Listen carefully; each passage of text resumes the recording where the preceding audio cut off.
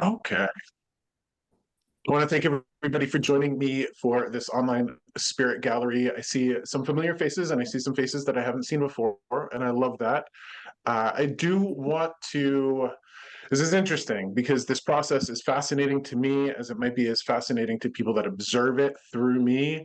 And I was almost about to apologize for having to explain my process here. My galleries, my online events, when I do a one-on-one reading, here comes Darcy. Okay, gotta get Darcy in. When I do my sessions, I usually ask people to watch a little introductory video about my story. And when I do gallery readings like this, even if people have seen me before, I have to offer an introduction to myself and my story and what folks can expect. And I was almost going to apologize for that. Like I was almost going to apologize to people to say, "Hey, if you've heard it before, uh, just hang on while I get this out of the way." And the stuff's already starting for me, and I'm not going to apologize. A couple of reasons why is I haven't kicked you in the shins, so I'm not going to apologize. If I'd kicked you in the shins, I'd apologize. But I think even if you've heard my story before, I think that it's really useful to people who could hear it again because I find that a lot of folks can relate to the things that I've experienced along the way and even things that you might experience in your own spiritual journey. So here's my story for folks that have heard it and haven't heard it. I am sitting in Littleton, New Hampshire right now. I am a New England fellow, Northern New Hampshire, Northern Vermont. I've always been here my entire life. I was born in 1979 to a couple of bikers, and that's what everybody here needs to know. My mom was a waitress. My dad was a construction worker. They were both the youngest kids of two farming families that were very working class. They'd very struggled. I grew up pretty impoverished along the way. And I don't say that from a place of sympathy. It's just a fact. And the reason why I bring that up is because a lot of the people that do this work, and not tossing any digs out of them, Adam. A lot of people that do this work, they will sort of wear it like a badge of honor that they've been speaking to spirit or they've been doing this since they were a child. And I make a distinction that that is not my story. That's not what's happened to me here. When I was a little kid, around 3 or 4, I knew two things about myself. I knew that I was gay. I knew that I had to hide it from the people around me. It was the 80s. I was being raised by, some hillbillies. Knew it wasn't safe to share that part of myself. And I also knew that I loved the scary stuff. I was really drawn to vampires and ghosts and werewolves and zombies and all of that stuff. And to this day, I blame Oscar the Grouch because I was a Sesame Street kid. I was a kid of the Muppets. I was a kid of the 80s and I loved all that stuff. So I turned into the kid who, at like 7 or 8, couldn't get enough of the Stephen King paperbacks back in the 80s. I loved going to the video store, renting horror movie VHSs, couldn't get enough of that. That was my story. Stayed in the closet, lost myself in all of those spooky stories. Fast forward a whole bunch of years. In 2008, I was working at a cell phone store in Lancaster, New Hampshire. I was helping all sorts of people. They had just put up a cell tower in this rural part of the state. His cell phones were really new. It was a really hopping thing. So they put a cell phone store in. I got a job there, and it was a really interesting process to see the personal side of people's lives. It was a really interesting thing. One Saturday, September, I go down to the farmers market and there's a new vendor there. As soon as I saw him, I fell in love with him. That's my husband, Isaac. I see some familiar faces in here. Some of you know Isaac, and he is an absolute miracle on feet. That's how I refer to him. When I met him, we had a lot of things in common. We liked going hiking. We liked watching horror movies. We liked, a lot of the same stuff. But he and I had a lot of things that were different as well. When I met him, he was a very spiritual person. I Mm. was not. I was not a spiritual person at all. He, to put it kindly, was raised by Bible thumpers. I was raised by bikers. Big difference in our upbringing. So he had worked through a whole lot of religious trauma, and that's what we have to call it in some families, religious trauma. He had worked through a lot of it, and he was into what I called at that time the new age woo. He was into the Reiki and the shamanism and the herbalism and the tarot cards and all that stuff. And I was literally the guy that was like, babe, I don't know what you're doing, just please don't hurt yourself. That's what my opinion was about all the stuff that he was getting into. And he was exploring. And we came together. We've been building a life ever since. 2010, we got married. 2013, I decided to start a business. I'd been working, hadn't gone to college, I'd just been working various jobs. And I got this idea that the businesses in our local area weren't doing social media well or at all. Pizza places, floral shops, pet stores, all of them, they weren't posting pictures. Nobody knew what their businesses were like. They weren't updating hours. They weren't answering people's questions. I saw an opportunity and I came up with my own little business. I went in and I started to offer these packages to people. Hey, I'll come in and do your Facebook and your Instagram. And that turned into websites, that turned into videos. There's a reason why I bring that up, because in 2016, my husband got me a DNA test for Christmas. And that's when this stuff started to go sideways for me. I like to refer to it as the Twilight Zone Express pulling in. Now, at that point in time, at my highest, I had about 80 clients around 25 miles around Littleton, New Hampshire. I was a very well-known guy and still a well-known guy now for different reasons. But I knew a lot of people, and the work that I was doing was very kind of type A, very mechanical, very technical in that way. The DNA test that I took showed me some very fascinating things. I had only known one grandparent, or got a chance to know one grandparent, my Gram Edith. She had family from Canada. We're about an hour away from the Canadian border, and my Gram affectionately referred to herself as a stinking Frenchman. She was an old dairy farmer. She was very proud of her heritage, and that's what she referred to herself as. And being an hour away from Canada, I figured, heck, we got to have a lot of French in us. The DNA test fascinated me, showed me that I have very little French. I'm about 5% French. I'm a third Scottish. I'm mostly like Northern European, Scandinavian, Norwegian, but there were some weird things in there that didn't make sense to me. I'm 2% Portuguese. I'm like 0.5% Nigerian. There were all of these smatterings of things that really were perplexing me, and I wanted to find out where they came from. So I signed up for Ancestry.com. As soon as I signed up for Ancestry.com, I started to have strange things happen to me. I would be having sessions or appointments with people that I didn't know for marketing. I'd be having dinners with new friends or people that I didn't know. And all of a sudden, I'd be smelling things, tasting things, hearing things, feeling things. Things were very, very peculiar to me in that way. I don't pull any punches when I do this work, and I honor the process. And at this point, it's important for people to know that when that was happening to me, it scared the bejesus out of me. It really scared me. I had no background. I was the kid that was raised on Stephen King. I thought what my husband was doing was a bunch of woo. I had no idea what was going on for me.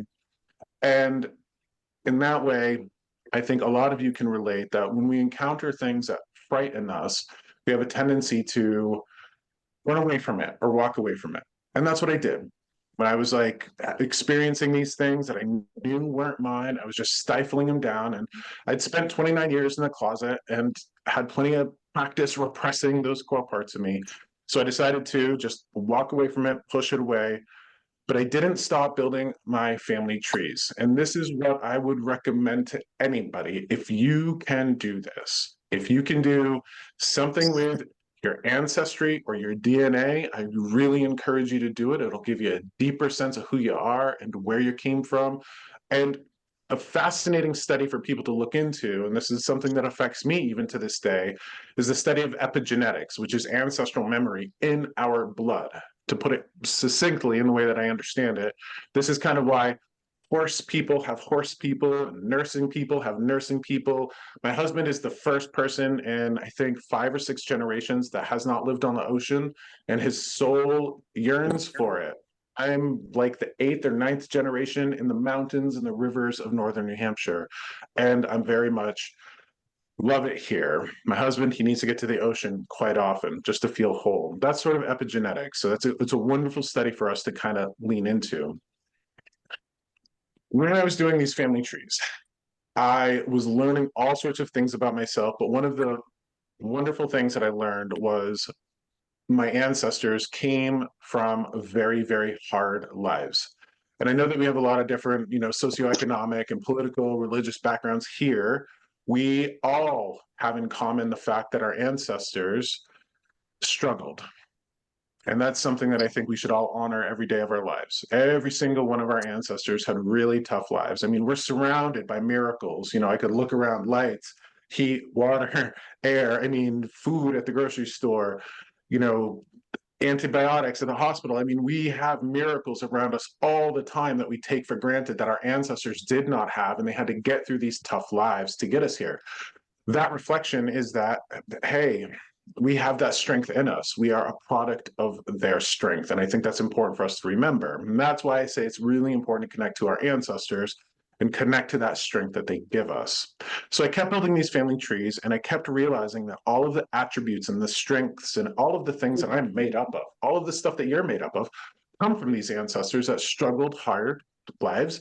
And if we don't lean into them, if we don't try to find out what makes us who we are, and that one very unique spark that nobody else in this world has, if we don't lean into that, I'm of the opinion that we dishonor all of the ancestors that worked very hard to get us here. And I don't want to dishonor my ancestors. I want to make sure that their efforts and their hardships were worth it.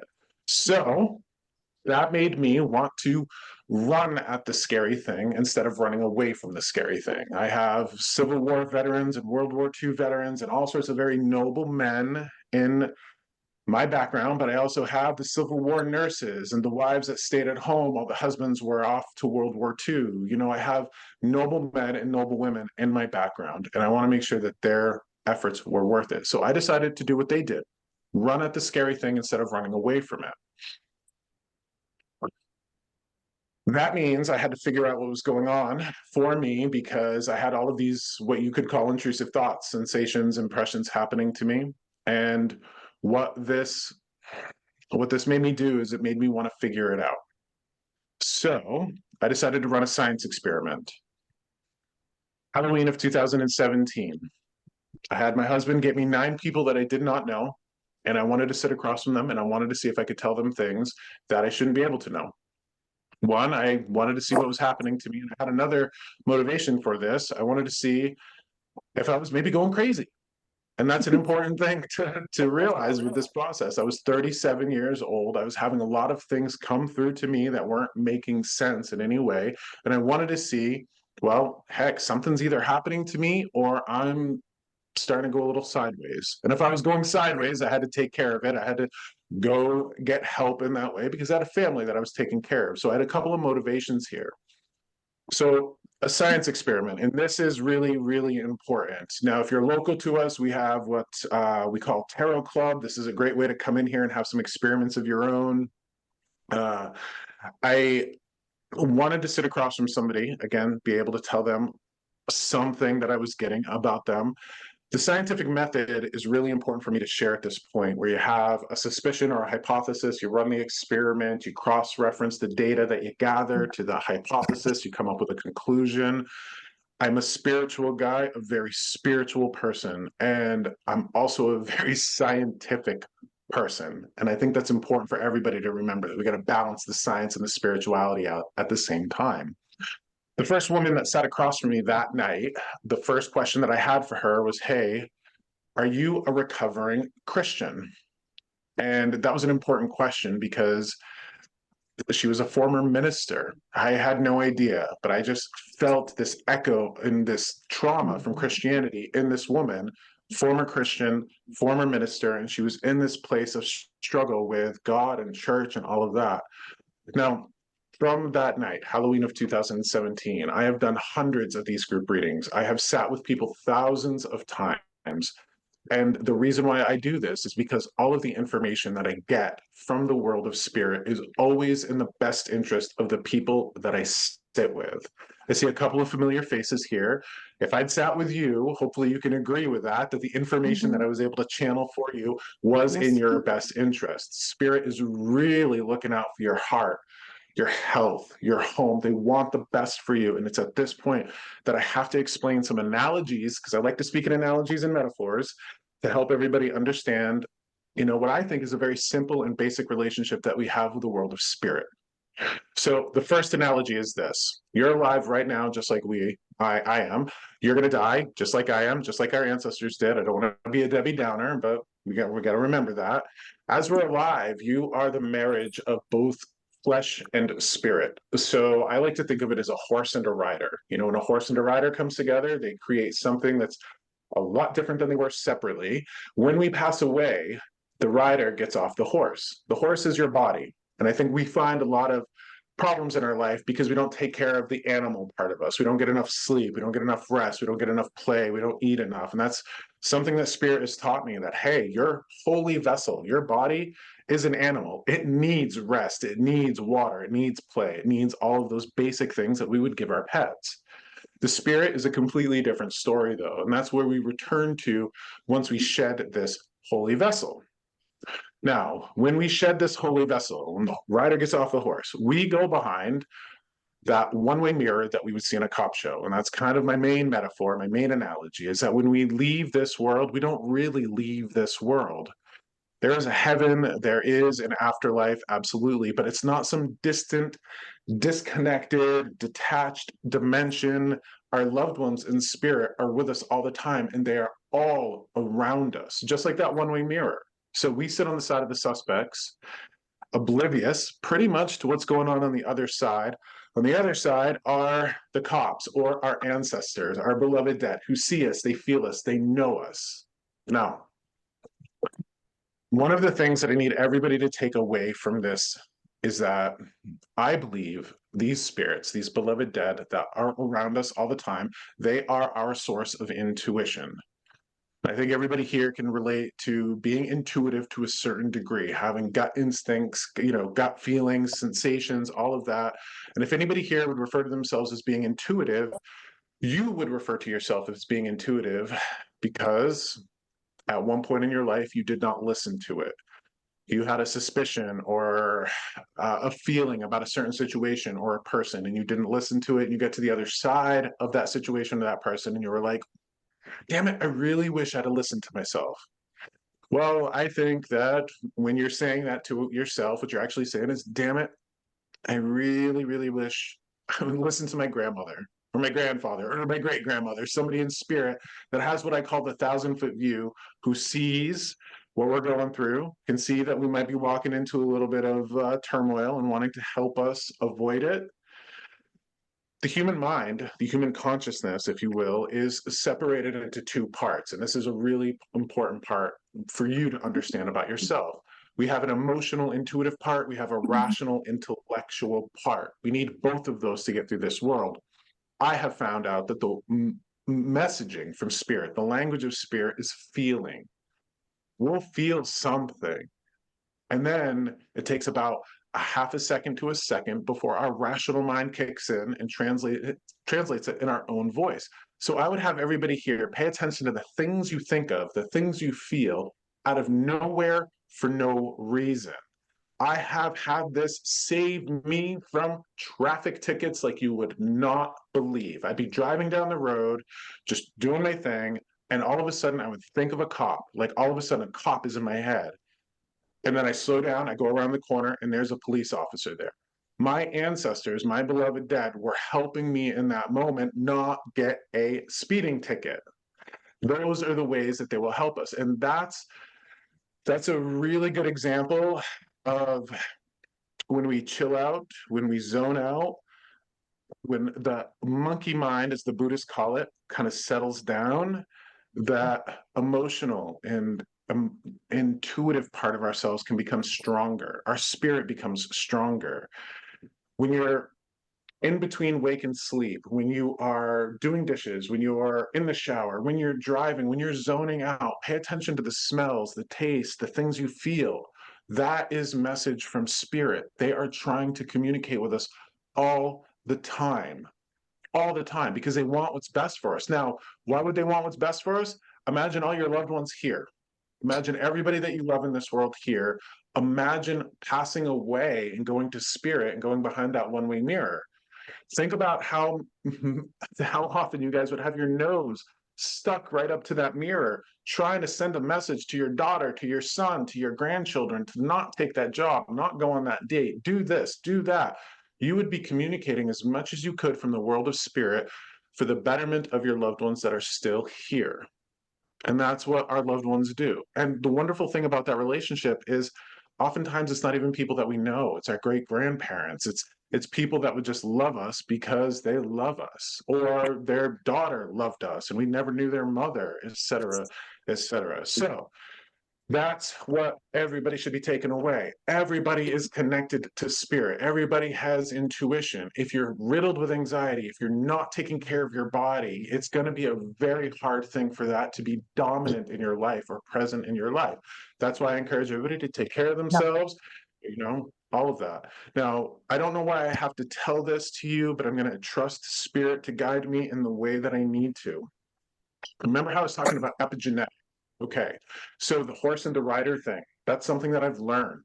I have learned that because I was raised by hardworking people. I was not raised by people that taught me how to rest well, play well, or any of that. So back in 2013, when I started my own business, I just worked very hard. I'd get right up in the morning, go to work. I wouldn't take care of myself, and I'd suffer burnout. I think everybody's familiar with the idea of burnout. Every morning now, because of experiences that I've gone through, I take what I call my old man walk. I call it my old man walk because I want to be an old man, not because I am an old man. And what I realize is that I come from how many generations of farmers? Everybody pretty much comes from farmers or people who had to get up early and work the land, get outside. So the more I can get outside early in the morning, the more I can move my body, the more I can connect with that early sunlight, the better off I am. And that's that epigenetic piece. But by doing that, I'm moving my body and I'm allowing my spirit to be more present in this world. So that's something that I'd like you guys to everybody to take away from this is that give your body what it needs, because if you don't, it is going to rebel. And if it rebels, we live in a 3D world where it's going to become dominant. Like it will take over. It wants to survive. So with that being said, what we're going to do is we're going to jump into this, but I want to do a little bit of a breathing exercise that some of you might be familiar with. And again, this is another tool that I would have everybody take away from tonight. We're going to do 3 rounds of what's called box breathing, or the 4-fold breath.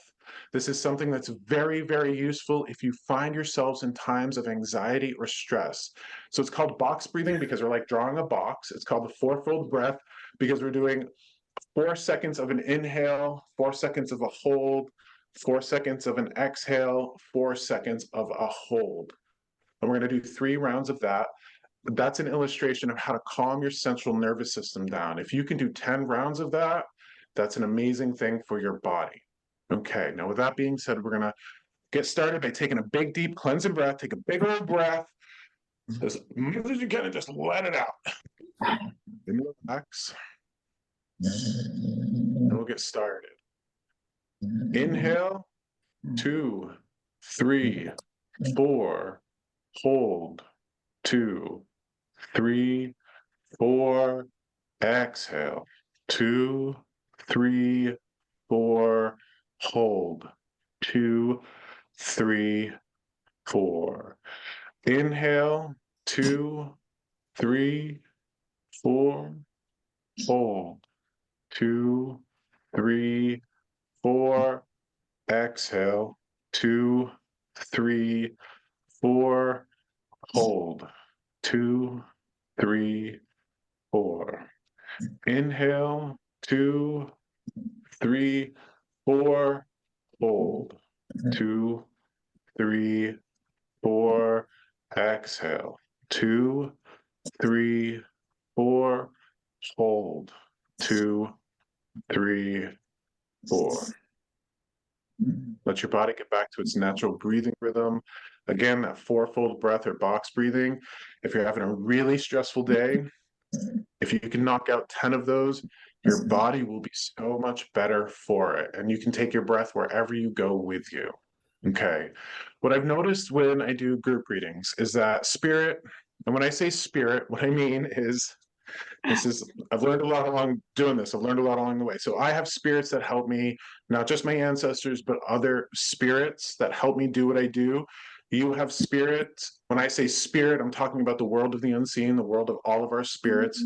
So spirit guides me in talking to people and bringing messages forth that everybody can benefit from. So if I don't get drawn to you tonight, what I want you to remember is I want you to remember to listen to the messages that other people are receiving, because spirit somehow knows that those messages are going to be mostly applicable to everybody here.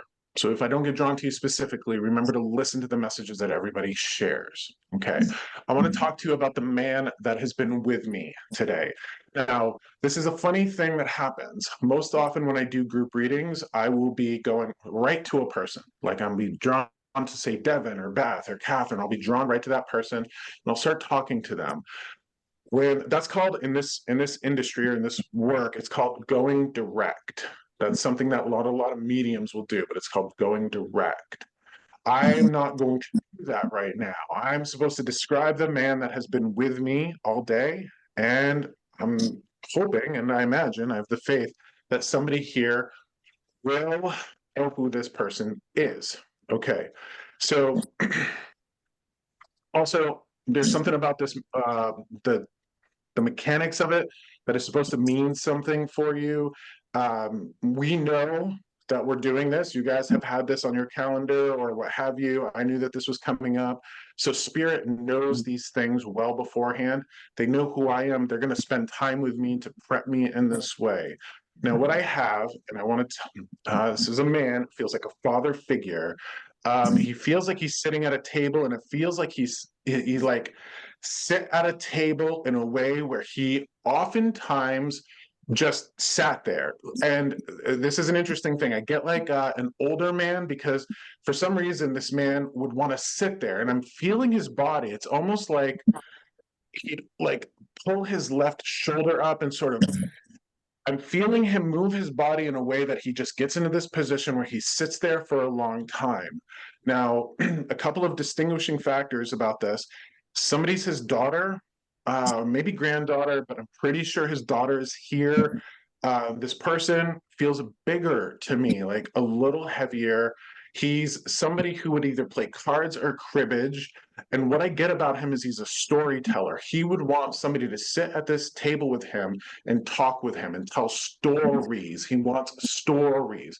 I'm also getting and I have gotten this all day long from this man, a very distinct sense of bacon. Like this person either loved eating or really loved bacon.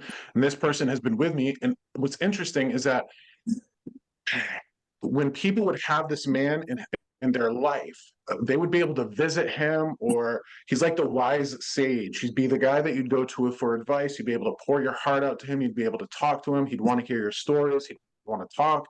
This is a Jabberjaws guy. He's also somebody who needs to tell his daughter, maybe daughter-in-law, granddaughter, somebody like that, that they're stepping up and they're being very, how do I say, protective, or they're standing in like what he used to do. So who's this person that's been I with me? So I think it's my dad.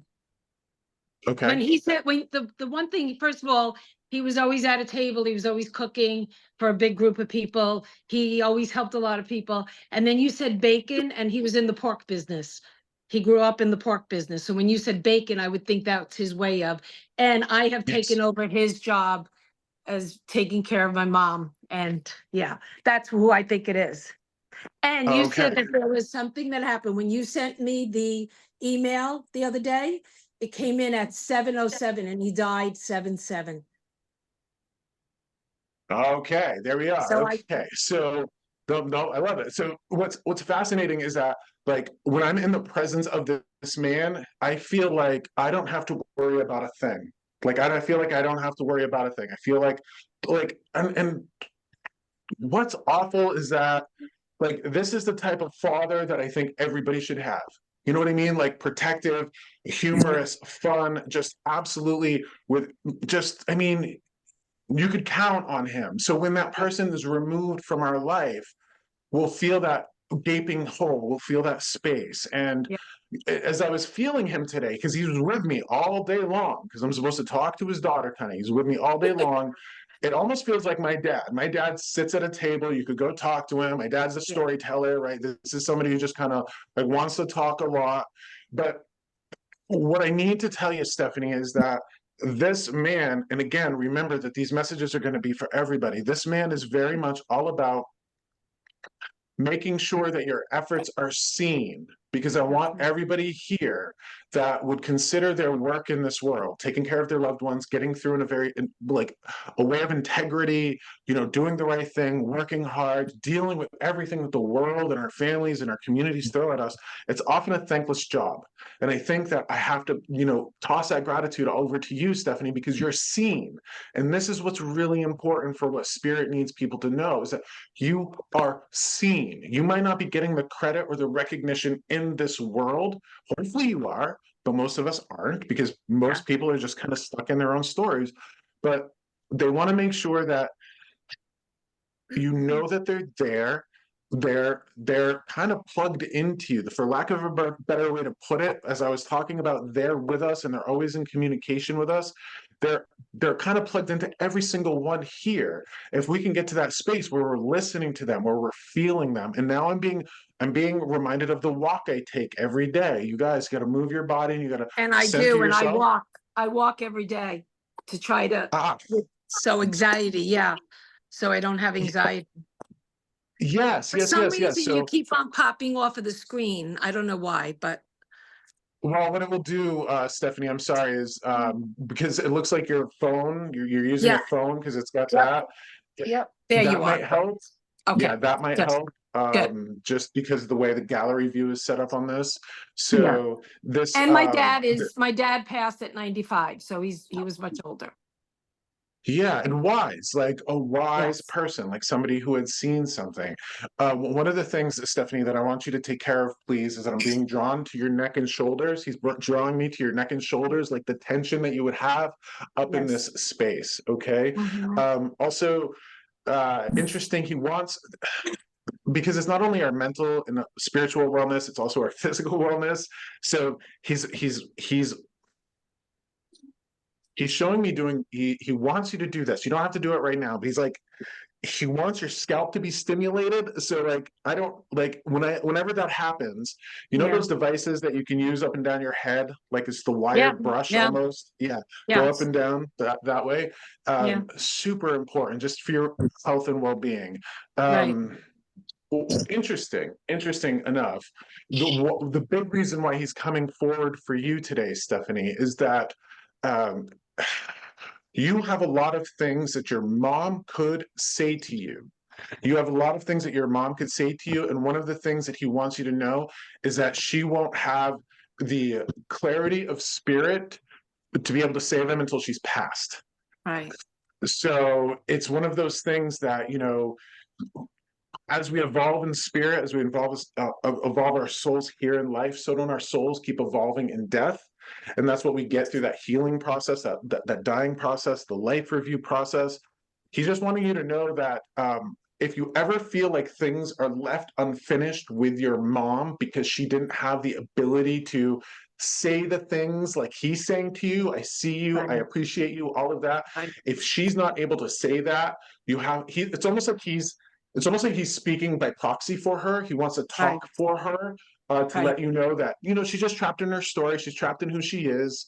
Yeah. There's pride and, all sorts of things at Yes. play Yes. here. Very different personalities. He was very outgoing and every day said, I love you, kissed you every day. And she's just, much quieter, not as trusting. I'm very much like him. But she depends on me and she wants only me. So I know he knows I'm stressed out. I'm one of four, but he knows I'm taking I'm taking the brunt of the family responsibility. So Yeah, and again, remember he's always here. So this is one yeah. of these things that I would have you do. And again, I'm going to share with you a little bit of my process, and this is again important for everybody. Uh, I have in the morning what I call my daily devotionals. So I have an altar at my house with my ancestors. I set my intentions. I offer gratitude. I make sure that I look my grandmother in the eyes every day.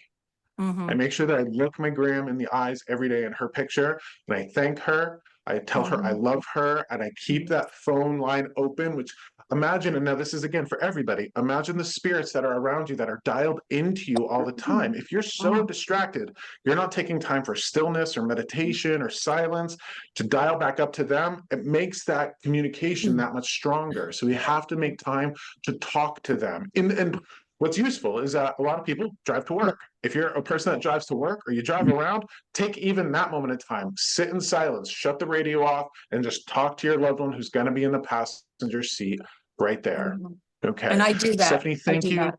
Thank I you do that. very much. Thank you Yes. for being here. Thank you. Thank Um, you very much, Josh. Yeah. Absolutely. Well, you're appreciated. Everybody here who's got the world on their shoulders is appreciated. You're not alone. Just remember that. Even if you feel like Yeah. you're alone, you're not alone. Okay. With Thank that you. being said, I got another, it's funny, I got another man coming in, and again, we're gonna do this where somebody has to speak up. Somebody's gonna have to raise their hand. So I've got somebody he's given me all sorts of smoke. Like it feels like he would smoke cigarettes or like tobacco. He really liked when I started talking about the passenger seat. This feels like I'm seeing exhaust. This would be like a guy who really liked cars. It feels like he has multiple daughters. Multiple daughters. Feels like he has multiple daughters or like daughters, granddaughters that he would very much love. And he's got like, it feels like he would have this if it wasn't cancer from cigarettes, he's offering me this regret that he didn't take care of his body better. So he's holding on to like responsibility that he took himself out of this world or contributed to it. Chris, did I see your hand go up? Yes, and I also could relate to with the first man because you had mentioned cribbage and cards. And my dad loved to play cribbage and cards, like that was his thing to do with his friends. And my mom is also an Alzheimer's patient, so she can't talk to me about what it is she wants to.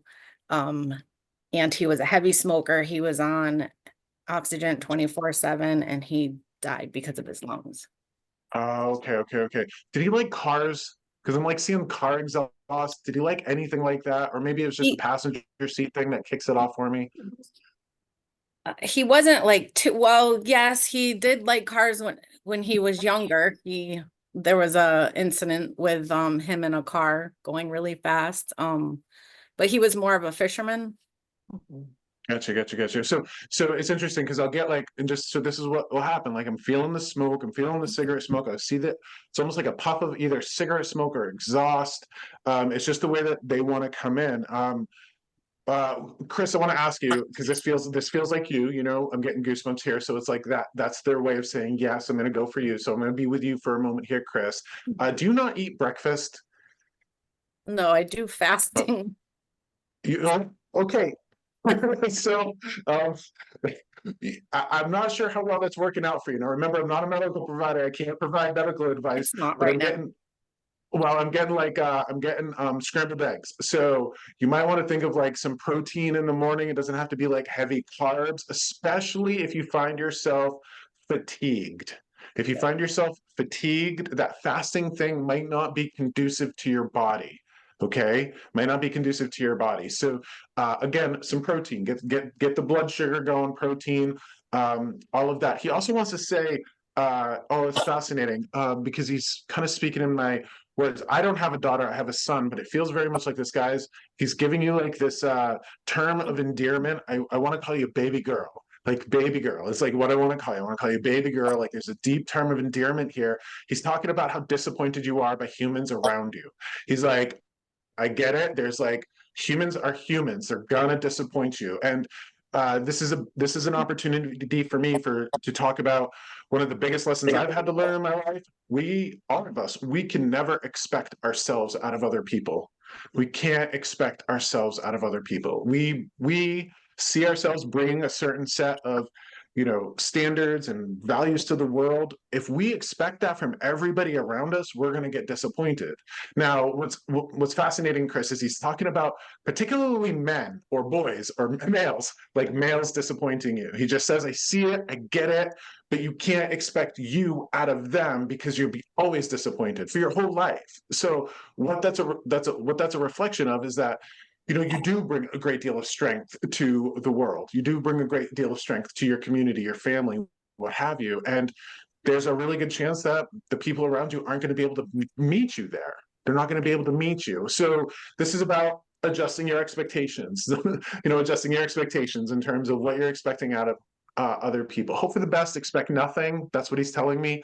Hope for the best, expect nothing. And you won't really be disappointed. You can only be pleasantly surprised. you know, in that way.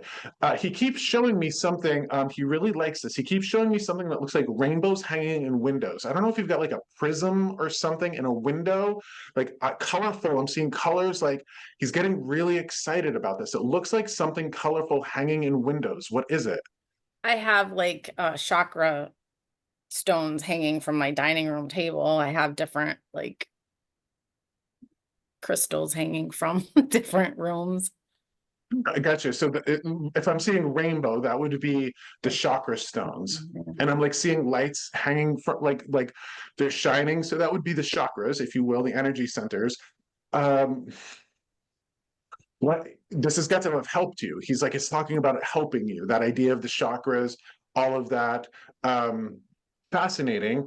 You're somebody who would like to increase these abilities in yourself. This is what he's saying. You're somebody who'd like to increase these abilities in yourself. What he says is, and this is a fascinating thing. He says your trauma, it's like a cap right over your crown chakra. It's like trauma. It's like, and we need that flow, right? So we've got, oh, we can't compartmentalize our trauma. We can't avoid it. We can't put it in a little box on our shelf. We have to look at it. We have to love, you know, we have to heal it. We have to love it in that way. We have to offer it love, and we have to learn from it and heal from it. So it doesn't, it's like a mental construct that's kind of blocking the intuitive parts. Okay. So sometimes you got to be careful how I say this. Because I don't want to. I don't want to However like you need challenge to. it. Well, I don't want to challenge anybody's beliefs or belief systems. That's not what I'm here to do. Sometimes conventional therapy is the thing for people. Sometimes it's not. You know, it all depends. Everybody's different. They all have a way. But here's something that I want you to. Here's something that I want you to do, Chris. For me, is I want you to somehow process your trauma and get it out of you. What I'm seeing is like journaling, you know, artistic expression, something about processing it. You're very good at avoidance from this place of I'm tough. I'm just going to ignore it. I'm tough. I don't need to deal with it. So he's wanting you to process it, and he's wanting you to like push it out of your body, like pull it out of your body and like let it flow, let it go. But what's really important is I think that we're getting deep here. Part of the reason why you're avoidant in it is you hold yourself responsible, and it's not your fault. So this is restructuring the story around your trauma. You know, telling yourself a different story about things in your past that would have caused you trauma. So it's not limiting you. It's not holding you back. Because even if you compartmentalize that story, it's still there. It's still on the shelf in the closet. You know, you haven't gotten rid of it. You're just distracting yourself and avoiding it. Okay. Oh, what he's really throwing. So I don't know why he would do this, but we're gonna follow the rabbit hole with him. So remember how I was talking about people doing ancestry work, connecting with ancestors. If people, like, my opinion is, if people want to increase this part of themselves, they should do two things: increase their work with ancestors, increase their divination, do card work, rune work, all of that. And he started to show me cards, and then he flipped it and turned it into dice. And I'm not sure how dice is going to be helpful. Did he play dice at all? I know that you said cards and cribbage. He Did he played play all dice? kinds of stuff. Yeah, he He played did. like Okay. things too. I have My dad played dice too. My dad was who just said it? craps, Stephanie. Craps. Okay, okay. Here we go. All right. The games, the cards, those sorts of things, I think are really useful when it comes to. I mean, on my table here, I've got 5 decks of cards and a bag of runes here. When I do this work, I will pull them out when spirit calls me. Hey, I want to talk through those. So I'm a big believer in divination. So those morning devotionals, those daily devotionals that I was talking about, I always pull a tarot card. I always pull a rune. I always go, hey, how's my day going to go? I've done that for years. That is something that increases the intuition, but it's a daily practice. So if anybody here wants to increase their intuitive abilities, get yourself some runes, oracle cards, tarot cards. And this is what I tell, real simple. This is what I tell everybody to do. I'm about to launch a little tarot workshop that I'm going to start teaching to help people do this stuff. But pull a card in the morning. Just say, hey, how's my day going to go? Pull a card, leave it on your space, go about your day, kind of looking for it, paying attention to your day, and then go at the end of your day, journal about how that card or symbol presented itself in the day. That's how you build a relationship with it. That's how you'll increase your intuition. Okay, that's how you'll increase your intuition. I think that's a useful thing for all of us, because as we're doing that, we're increasing our connection to spirit, and then we have the best life. Okay, we have the best life. Also, would you say that your dad is a little bit of a hippie? He's wanting you to make tie-dye. Like, what is this? Why is he showing me tie-dye? Like, he wants you to actually make it. My his oldest son is pretty much a hippie and loves tie-dye, so I don't know if that has anything to do with it. Well, no, I get that, but like, but this is a hands-on thing for you. So this is what they do. They're like, they just keep throwing me stuff. This is why I get a little like hyper when I do this. He wants you to actually make it. He doesn't want you to buy it. He wants you to make it. Like, get the kit, get the clothes, get all of it. Wait. He's talking about like, oh, are you Reiki trained? Are you Yeah. Reiki trained? You Yeah. are Reiki trained. Okay. So this is make sure that the clothes that you get are of a natural fiber, like cotton or wool. And as you're making tie-dye, you're going to imbue some Reiki in those fibers. And then when you gift those clothes away, you're going to be giving people. Do you know how, like, are you familiar with that? Putting Reiki into fiber, foods, those sorts of things? Yep. Okay. So do that with the tie-dye. Do that with the tie-dye. Oh my gosh. So he's a little funny. He's like, well, aren't you bored anyways? Don't you need something to do? Don't you need to like color your life, brighten your life? He's just like, he says you're kind of humdrum. And what he means by that is just like work and home and work and home. You need to like brighten your life up. Give yourself something to do, something that's different. He really doesn't want to see you bored all the time. Doesn't want to see you bored all the time. Oh, interesting. He's saying that he loves how you always honor him at Christmas. Do you honor him at Christmas, your dad at Christmas? I'm not like specific to him. There's got to be something connected to him during Christmas. Like, I don't know if it's an ornament or something, and that might come to you later, but he likes like what you're doing for Christmas. So if we follow the train, and this is why I like recording these, if we follow the train of thought of what we just talked about, tie-dye, Reiki, art, Christmas, think about creating gifts for people that you love, and think about how he'll be helping you do that energetic work as well. Think about that, okay? As I'm looking at you, Chris, this is a fascinating thing. I'm tasting bananas, which is a way for spirit to say, hey, you've got some potassium deficiencies. Are you getting cramps in your legs or anything? I just had some in my foot this morning. And Yeah. So definitely- again, if I'm tasting bananas, that means you got potassium deficiency. And what's a fascinating thing, if anybody here researches how much potassium we need every day, nobody's getting nearly enough of it. Nobody's getting nearly enough of it. We need, I don't know, I'm a guy, I need like 4,500 milligrams a day. Do you know how hard it is to get 4,500 milligrams of potassium a day? I'm eating pills all the time. However, once I figure this out, and again, I've got to be, because I've got a lot of like what people would call medical intuitiveness. Like, there's medical intuitiveness for me. So an interesting story is that spirit led me to electrolytes, getting the potassium, getting the electrolytes, and spirit led me to that. And I'm driving down the road. I'm like driving down the road, and all of a sudden I'm like, potassium. I wonder why I'm thinking about potassium. Potassium. I start getting my potassium levels up, and my body, my levels, my body just starts feeling so much better. Like, so much better. So I really encourage people to find a natural, good source of potassium and increase it. You're also going to need magnesium together with that, because they have a relationship. But everybody should be getting their potassium levels up. I'm telling you what. And again, that's an opportunity for the whole crew here to know, for the whole crew here. Okay.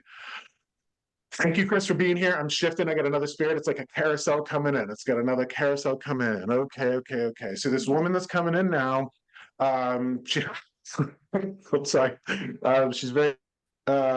She's smart. She's smart. And she feels super Catholic, like super Catholic. She's like, I was kind of a bitch. This is what she's saying to me. This is why I'm laughing. Like, she's like, I'm a kind of a bitch. Like, I'm a little bit of a bitch, but I'm super smart.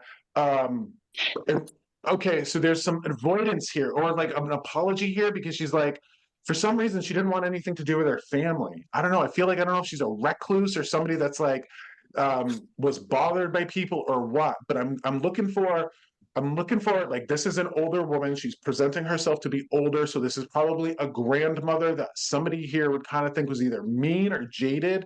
There's this Catholic energy. Somebody in this call had a Catholic grandmother. The granddaughter is going to be more what you would call like pagan or like more naturally spiritual. Sort of in the stuff that Chris was in, but this is going to be like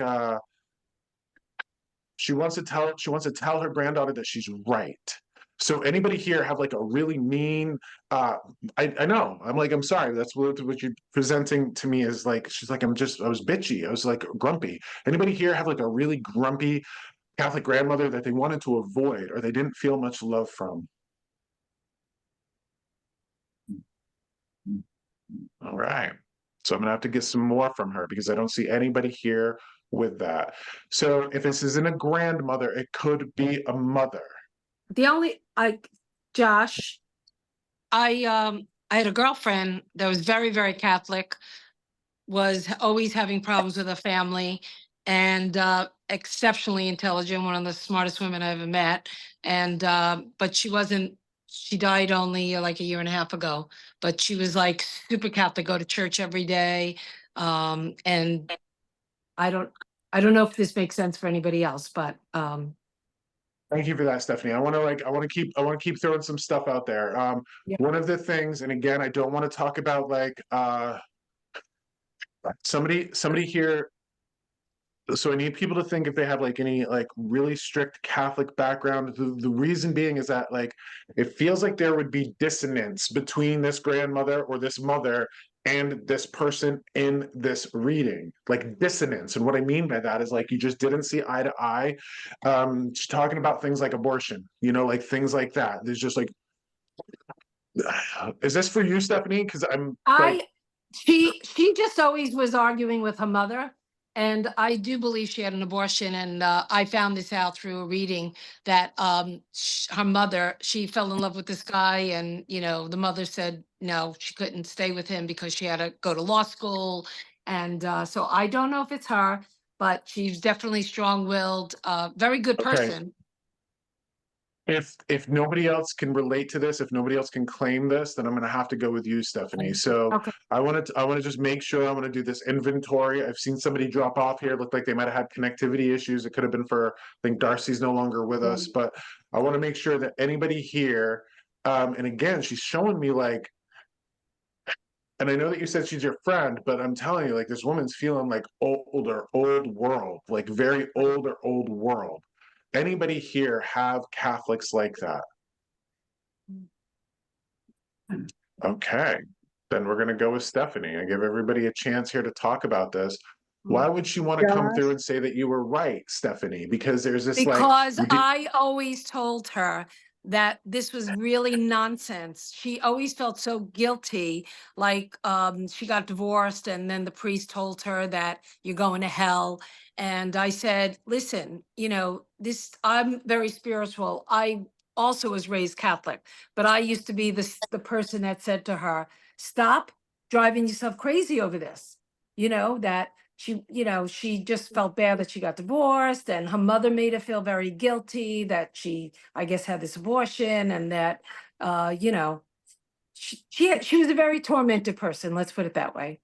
Okay, so what's fascinating here is if I'm circling back to this spirit, and this spirit's coming through for the whole group, what I think this is really important is that if anybody on this call has some sort of like religious background or religious hang up, I could go on for hours about how, the great world religions, Buddhism, Hinduism, Catholicism, Christianity, Judaism, all of it. None of them are all wrong, but none of them are all right. Right. Do you know what I mean? And I think that's important for everybody to understand. But this is an opportunity for me to explore with everybody here something that I've been sitting with for the past couple days, or excuse me, months. Humans can only be motivated, as far as I can tell, through either love or by fear. You're either motivated by love or fear. And now that I see that everywhere around. I see that in me. Either I'm motivated by fear, oh my gosh, like scarcity or abundance. Like there's you can think that you're motivated by a whole lot of things, but when you strip it right down, it's either love or fear. And I see that in all the religions. You can either, religions, churches can either talk about God's eternal love or God's eternal damnation. So you got love or fear. You can see that in political systems. You can see that all around us. And we all have to be very careful about, and this is her big message because she's going to let me say this and now she's going to go. We've got to be careful of being manipulated by fear. That is such an incredible thing. An incredible thing. We're manipulated by fear. Judy, you raised your hand. I don't know how to do this thing. Turn your phone to the side. Turn your phone to the Okay. side. All right. Can you hear me at all? Yes. Yes. Okay. I'm just questioning, my son-in-law just lost his mother a few months ago, actually, and she was very hard on him. She was very demanding. She was Catholic. Her son is Wiccan, and she has a granddaughter that's also Wiccan. And you Oh. mentioned pagan. Yes. Yep. And Maybe she's that's- just demanding, always, he had to wait on her hand and foot from the time he was a child. Just not a nice person. Everything was about her, and it's just wonder about if it could be her. I think that, well, absolutely. But I think what happens here, Judy and Stephanie and everybody here, again, like the spirits come forth with the messages they know. I mean, they all know you, they're all seeing you, they all know what's going on in your life. Mhm. Everybody here needs to hear these certain things. So Mhm. I think I again go back to the story of Isaac and me in the beginning. Isaac worked through a lot of religious trauma. He had to deal with a lot of programming and conditioning. I did not. I mean, I just was raised by people that told me being gay was bad. I had to deal with that, but I didn't have the religious stuff on top of it. Mhm. So that's not a message that I can very much relate to. My grandmother could, because her mother was Catholic and she was raised in a Catholic school, but she wasn't. But I think this is really important for people to hear, because whether it's religious, whether it's just cultural upbringing, I think that we can get programmed from a very early age to believe things that are not fair and are not right in terms of, honoring ourselves, honoring love, honoring ourselves and honoring love. With that being said, here's an interesting thing I just want to share. What's happening? I'm being drawn to Lacey. So now see what's happening is like I'm being drawn to Lacey. So Lacey, I'm going to ask you to unmute yourself. Okay. Here's a fascinating thing. Okay. So you can see like spirit would come forth, and now I'm being directed to go direct with somebody. Lacey, I want to ask you, so I'm in Littleton, New Hampshire. I'm northern New England. Are you also in this area? I'm in Bradford. Okay, hold on. Vermont. So that's New England. Okay, so here's a symbol that I want to share with you. I'm seeing a logging truck, like a logging truck. So a logging truck is the symbol. Like for people that aren't in like New England, a logging truck, Big Mac truck that they put logs on, blah, blah, blah, blah, blah, stack the logs up. I want to ask you, Lacey, did you have a man who was a logger or a truck driver? My dad, but he's not passed. But my grandfather worked in the lumber yard. Okay, so that's going to be that symbol. So watch what just happened here. So I can, like, all I had to do is lay my eyes on Lacey, and all of a sudden I have this, I see the log truck, and now I got to ask you, you come from some silly people, like laughy people, jokey people. Do you come from silly people? Because this guy's like giving me a chuckle, like he's like a chuckler. Yeah, we bust each other's chops. We're Yeah, not silly weak. people. Yeah. Yeah, silly people.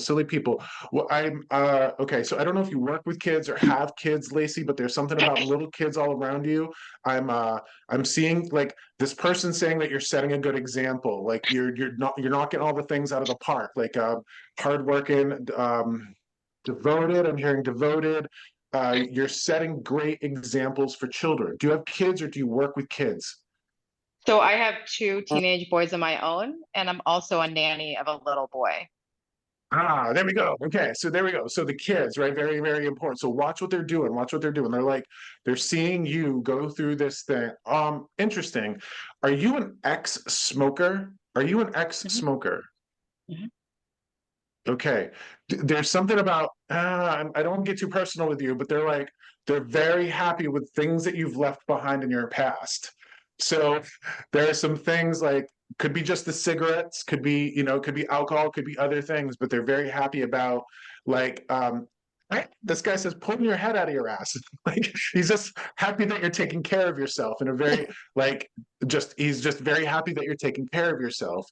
Um, Okay. He's saying you need the country. And I know that we talked about you being like in Bradford. Bradford's kind of woodsy.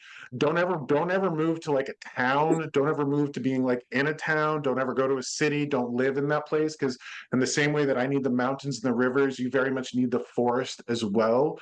And now he's giving me the he's giving me the sound of birds. Birds mean something. Like I'm seeing birds, like birds. So I don't know if birds are like popping in, doing weird things. He's just giving me the this is sound of birds. wild. So this is absolutely wild. I have been really working hard on my own intuition about things, and trying to connect personally with my spirits, really since I have more open to. She's stuck. Oh, no. I see. Don't walk away from your Wi-Fi. This is a cliffhanger. No, go back. Hear me No. now. I can hear you now. Okay, here I am. I won't move, I promise. Okay. Okay. So I've been working really, really hard on my connection with my spirits. And I've been going through some really hard times family-wise. And I just kept saying, I need help. I need something to tell me that I need to keep going. And yeah, I had like a complete spiritual awakeness where I was talking to my friend who is really spiritual, and I was talking about getting my son into this new school, whole side story. And this cardinal like almost runs into my window when I'm driving. Also, hawks. Every time I am having a bad day and I'm thinking about my spirits, a hawk will be circling around me or doing a figure eight around me up in the sky. And I've been really conscious of saying thank you to those. So Okay, yes, birds are. so everybody kind of has that association with cardinals. You know what I mean? Right. Cardinals being spirit. From my experience, what I have found is that spirit has a really unique ability to maneuver / manipulate creatures of wing, hummingbirds and butterflies and dragonflies and moths and birds and all of that. I'm not sure. I think it's because they're related to the air element and what have you. The hawk thing I would take very, very like very seriously and have that as a very special connection. Hawk is very important to me. Very, very important to me. I mean, it gives you clarity, you can lean into that. And what I'm going to do is, before I tell you what it means to me, anybody who has a connection to animals or asks the world of spirit for signs and, sees a certain animal, don't get too complicated about it. If you see an animal present itself to you, study the animal. Study what the animal does scientifically. Look at the animal. Look at what it does. If you see a raccoon, study what a raccoon's habits are.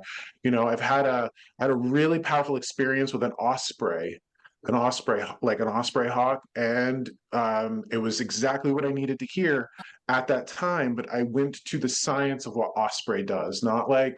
I'm not discounting the woo. I'm not discounting the woo, but we have to look at the science of what that animal is and what it represents. Also, hawk to me is the Archangel Michael. Okay. So, and to me, and this is an opportunity for me to say this because this is really important to the work that I do. I will talk about angels. I believe that Christian, Catholic, Hebrew angels are also the Greek and Roman and Norse and Hindu and Egyptian gods and goddesses. So there is a group of spirits, higher vibrational spirits, if you will, that are universal to all humankind. And as we experience them different cultures call the sun a different name, the ocean a different name. We're going to call these spirits a different name. The Archangel Michael is also the Egyptian god Horus. So that's a very important thing, especially if you feel like you are holding up a sword or you're being very protective for your family, because that's one of the first things that I've got for you. The sword represents honor, devotion, commitment, protection, all of that. That's where that hawk is going to come in. Now, this man just showed me that, and it's fascinating because this is what spirit will do. They'll use a symbol library. He just showed me, he's like, you got to get out. Like, he just showed me dice rolling. You got to have a game night. You got to go do something fun. I'm a big believer in what I call vitamin joy. So all of the stuff that you have here, and this is something, again, that I want everybody to take away, vitamin joy, vitamin joy, vitamin joy. I call it that because we have to actively go seek out joy, because we have to, if we don't, we got to seek out the vitamins. I was just talking about potassium. Potassium is not going to just fall into your bloodstream. You got to go seek out joy. If you don't get enough joy and all you're doing is holding the world up on your shoulders, you run a great risk of growing up to be jaded and bitter and judgy and bitchy and all of that. You got to get your vitamin joy in. It's super, super incredibly important. Super incredibly important. The reason why I'm drawn to you, Lacey, and why this man wants to pass this message through to you is that, again, remember how I was talking about the thankless job holding the world up? Thankless job. Okay, you're one of these people who has that, again, you ask for help. So again, you have this thankless job. The reason that I have to say this to you, and this is important for everybody here who's doing the hard work of taking care of their families. The work that you're doing, Lacey, right now in this world, you are going to see pay dividends 100 years from now. So when you move into the world of spirit and you watch your kids, your grandkids, you watch your great grandkids, you're going to see that they have the skills, those attributes, those values, and you're going to be able to watch them take care of themselves, bring those values forward. So you won't have to watch them suffer, because whether we're suffering or we're in this place of joy, our spirits are watching over us all the time. And I think it's so awful for spirits to watch people who are hurting themselves and, unable to take care of themselves and struggling and all of that, whether they gave them those values or not. But when we take care of ourselves here, we're not only taking care of the people in spirit, we're showing our loved ones here. And I don't know why I have to say this to you, Lacey. I got a 21-year-old son. I've had him full time since he was in the 6th grade. And I've done my damnedest to instill those values in him. And he is a 21-year-old, hardworking, life-loving little man. And I'm very proud of him. And he gives me a deep sense of confidence, So I know that I could pass away today, knock on wood, and he would be in this world able to take care of himself. Your efforts are appreciated, and the work that you're doing is going to be something that you're going to be able to see when you're in the world of spirit, because you're nosy, mama. He just said, you're nosy, mama. You're going to be looking into all their business. You're going to be looking up all of their things. You're going to be seeing them, but you're going to have this confidence that they're good people. And that's going to be such a relief from the world of spirit as you're watching your people. Okay. Last message for you, Lacey, is he says, you got to sing more. You got to sing more. He's showing me like singing, goosebumps, the songs that you sing. And now he's showing me like you're getting crazy. Like, do you do karaoke? Like, I'm seeing hair flying and like singing. You don't ever do that. You might want to think about getting like. I do it with my nanny baby. Okay. Yes. I sing with my nanny baby. Okay. It'll be good for your body. It'll be good for your body. The singing that gives you the goosebumps, and like, it's an emotional, spiritual release. And a lot of people sound like they want to increase these connections to spirit. Before I do this, I'll listen to a certain set of songs, and those songs will always give me goosebumps, and they always bring me to a different place. So it helps me do what I do. Music's going to be very powerful, but this is something very specific for you. For those of you who are not familiar with the word chakra or what that represents, those are energy centers in our bodies. He's bringing my attention to your throat chakra, this energy center in our throat. And by singing, you want to clear it out. You want to clear it out. Okay. Clear it out. Clear it out. Okay. Thank you. It's important for your health. It's like, he showed me like the things that cause you to like grind your teeth. He's like, "Oh," you know, he's like anything that's like gets you intense. You want to. It's like popping a spiritual zit, I think is the best way that I can say it. So make sure you get your singing in as much as you need to. Get your singing in as much as you need to. Thank you, Lacey. I'm being drawn to Thank somebody you. else now. I hope that I'm pronouncing this name correctly. Cherie, is that how I pronounce your name, Cherie? Oh, I'm gonna ask you to unmute. You just muted yourself. I think you were trying to unmute yourself, and then Oh. there we are. No, okay, Sherry. Sherry. Okay. Well, I love Cherie, but I'm gonna call you Sherry. It sounded a little more exotic, but hi, Sherry. Thank you for joining us. Interestingly enough, okay. So things are gonna take a turn for things are gonna get a little weird here. Okay, things are gonna get a little weird here. We've been talking to a lot of our beloved dead. I'm very much shifting here, Sherry, with you. Okay. I have another spirit coming in that's not a member of your ancestors and not a member of your dead. And this is something that will happen to me every once in a while. So I'm glad that I already gave that context about angels being gods and goddesses and higher frequency beings and all of that. So that Archangel Michael, that spirit helps me do what I do, very much so. There's another spirit of that caliber that helps me do what I do. And this is why I'm tattooed with roses. Like I am all about the rose, rose, rose, rose. Okay. So remember, I'm not here to challenge anybody's belief systems, but I have to share my experience. I have a very deep and sacred relationship with the spirit that people would know of as Mother Mary. Okay. Mother Mary in the Catholic Church is, to me, remember, anybody can believe what they want to believe. What I have found is that the Catholics kind of co-opted goddess worship. So Mother Mary, there was a Jesus, there was a Mother Mary, there was a Mary Magdalene. That's all history. But when we're looking at the hooded woman of the Catholic Church, what we're actually seeing is the Norse goddess Freya. We're seeing the Egyptian goddess Isis. We're seeing the goddess energy, the mother energy. And she's been in my life in a very, very big, distinct way. And I have to celebrate you for your efforts, Sherry, as I get connected to you, okay, with this message from this spirit. I'm not sure if this is literal or figurative, but what I'm receiving is that you are a great teacher, okay, a great teacher. Now, I want to ask you, if I get connected to spirit in this way, have you devoted your life to any degree to taking care of other people, taking care of humans, taking care of children, taking care of anybody? Healing? Are you a healer? I don't think so. No, Okay.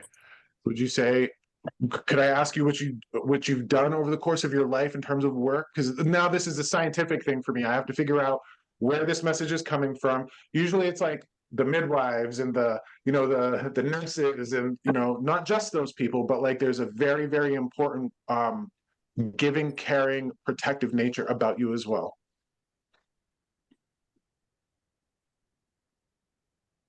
I don't know. I took care of my mom when she was dying. I took care of my dad. My son just died. I took care of him. Okay, hold on, Sherry. I'm sorry. Hold on. This is the other thing that you got to know about when I feel Mary around people like this, the mother energy. It's because this is her way of sharing with me that you're suffering from the worst thing a human being can go through. The other times that I feel Mary energy around, the goddess mother energy around, is when a mother has lost their child. And what I have to say, Sherry, is that is absolutely the worst thing a human being can go through. There's nothing worse than that. Loss of a child and loss of a spouse and loss of a parent. Absolutely. Those are the three worst things that we can deal with. Thank you for bringing that up for me. This is her way of getting me to connect with you around that loss. So with that being said, I have to decipher this message that I got from her about you being a great teacher. Are you somebody who just guides and helps? You don't necessarily have to be a teacher yourself. Are you somebody that shows people how to get through? I often do try, because I've been through so much, and when other people go through that, I want to be there and do whatever I can to help out. I don't know if that's what you're feeling. Absolutely. Absolutely. And again, don't take that so much as a literal message, but more of a figurative message. One of the things that I want to explain to you as well as to everybody here, because I'd like the opportunity to connect with your son if I could, to bring that to you if I absolutely could. One of the things that I want to illustrate to you and everybody here, and this is just a fascinating part to me about the process of moving to spirit, is that death, I have found, is a birth in reverse. Birth in reverse. So what that means is that time and again, when I sit with somebody, whether in a group or individually, I will always connect to the older dead first. So think of like being on the phone with a 5-year-old versus a 25-year-old. The 25-year-old has more strength of clarity, more strength of communication, where the 5-year-old, you're going to get something from the 5-year-old, but it's going to be a little bit different. Now, why does that happen? Because when we move to the world of spirit, we're acclimating back to being that. And we also have to go through a life review. We have to go through a life review. We have to go through a life review. We have to heal from those things that we would have gone through and experienced and all of that. Okay. So Sherry, with that being said, I'm kind of shifting here and I want to explain to you the image because I set the intention that I'd like to connect you with your son. So I'm shifting here with this. I'm sorry I'm laughing because can I ask you, did your son have did he have like a happy-go-lucky? Was he a trickster vibe? Was he joking? Was he funny? He was funny. Okay. The reason why what I'm seeing is it's like and again, when we sit together like this, you're gonna help me translate the messages. Imagine running after a dog who you just can't catch. Like it's so fast and hyper. So I've got to ask you, was he a hyper child? Was he fast? Did he run around fast? Because it's like I can feel him like I don't know why I'm getting this. Or maybe he had a dog that was like this and he's trying to show me this, but there's this like I can't put my hands on him. I'm trying to, and he's like running around me. So there's almost like, can I ask you, was there a time in your life where you'd reach for him and you just couldn't grab him and he was always out of your grasp? No, not that I No? can recall. He wasn't real athletic running. Remember that this is also, it could be a figurative message. Because again, this is what I have to do when I get these messages. I'm seeing like almost looks like a little pit bull, tail between its legs, running, almost like he's in trouble, like the dog's in trouble, or like going really fast. So you said he was funny, but not really hyper or energetic. He had a high metabolism, but he wasn't really, he worked a lot, so he was tired a lot, but that's not quite what you're saying. No, I get this feeling like it was been hard to connect to him, like always out of your grasp. So I don't know if you were like reached out to him and he always just kind of slipped out of the grasp. I'm not sure what that is. Again, remember that it could be a little staticky based on that he just passed. Okay. Okay. May I ask, did he leave a woman or a daughter in this world that he was fond of? No, He he didn't was leave any single. pets? He had a cat. He had a cat that was his best friend. Okay. Is this a female cat? No, it was a boy cat. Boy cat. Okay. What's fascinating to me is that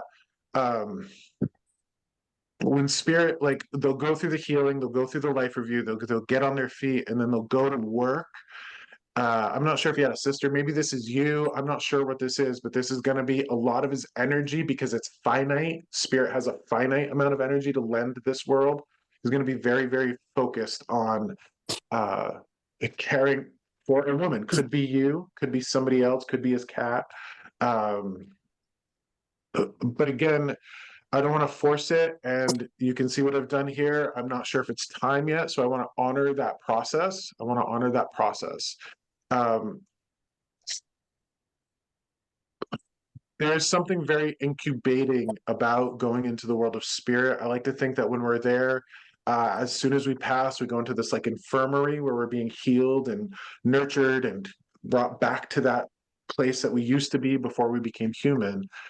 I want to ask you, Sherry, your mom, I'm not sure if your mom did something. Your mom wasn't a bookkeeper, was she? Did she have very fine penmanship? I suppose. Okay. Can I ask you, do you have anything from your mom that she wrote in? Yeah, I probably have some old cards and things that I kept. It looks like very, very nice handwriting. Looks Very like very nice. She nice did have very handwriting. nice handwriting. Yeah, it looks like very nice handwriting. Please know that, and I think this is important for everybody here also to hear, when we pass, we go to our families, we go to the communities. We're never alone. We are held by everybody that would have watched over us. And it feels like this mother is stepping in here going, listen, we got him. We got him. This might be appropriate for you to see somebody like me 4 or 5 months from now. You know what I mean? To where that person's like on their feet. Again, it doesn't have to be me. Go see, if you want to connect to them, go see another meeting, but it takes a little bit of time for that. Please, if you can, remember the messages are going to be for everybody. Either please get near the ocean, ocean water, or take a salt bath, Sherry. Please take a salt bath. So you're going to have a lot of trauma from these losses. I'm not sure what you're doing in this world. When a person has a lot of secondary trauma is the trauma that we feel from other people as we're experiencing it with them. I'm getting like the salt water smell, taste, and what that is when we take a salt bath, and we not Epsom salt, but sea salt. What that is that's a great energetic cleanse for our whole auric field, our energetic body. Cleanse the body with salt. This is why we feel so good around the ocean. May I ask, do you have a connection to the ocean, Sherry, or do you just need a salt bath? I love the ocean, but I live in the mountains, so I don't see the ocean very often. Okay. Then give yourself a trip if you can make it. If you can make it, go to the ocean, please. Or it's fascinating. Why did okay, here's just for people that are curious about this work and higher spirits and all of this, I just received the image of a mermaid. A mermaid. Now that doesn't have to, I don't think it's connecting for you, Sherry. What this is so the word Mary, like I've done the research. I've done the research because I know it's bigger than Catholicism. I know it's bigger than any of one of these religions. The word mer, like in French, is the ocean. So when you look at mermaid, it's Mary, it's the ocean maid. Rosemary is rose of the ocean.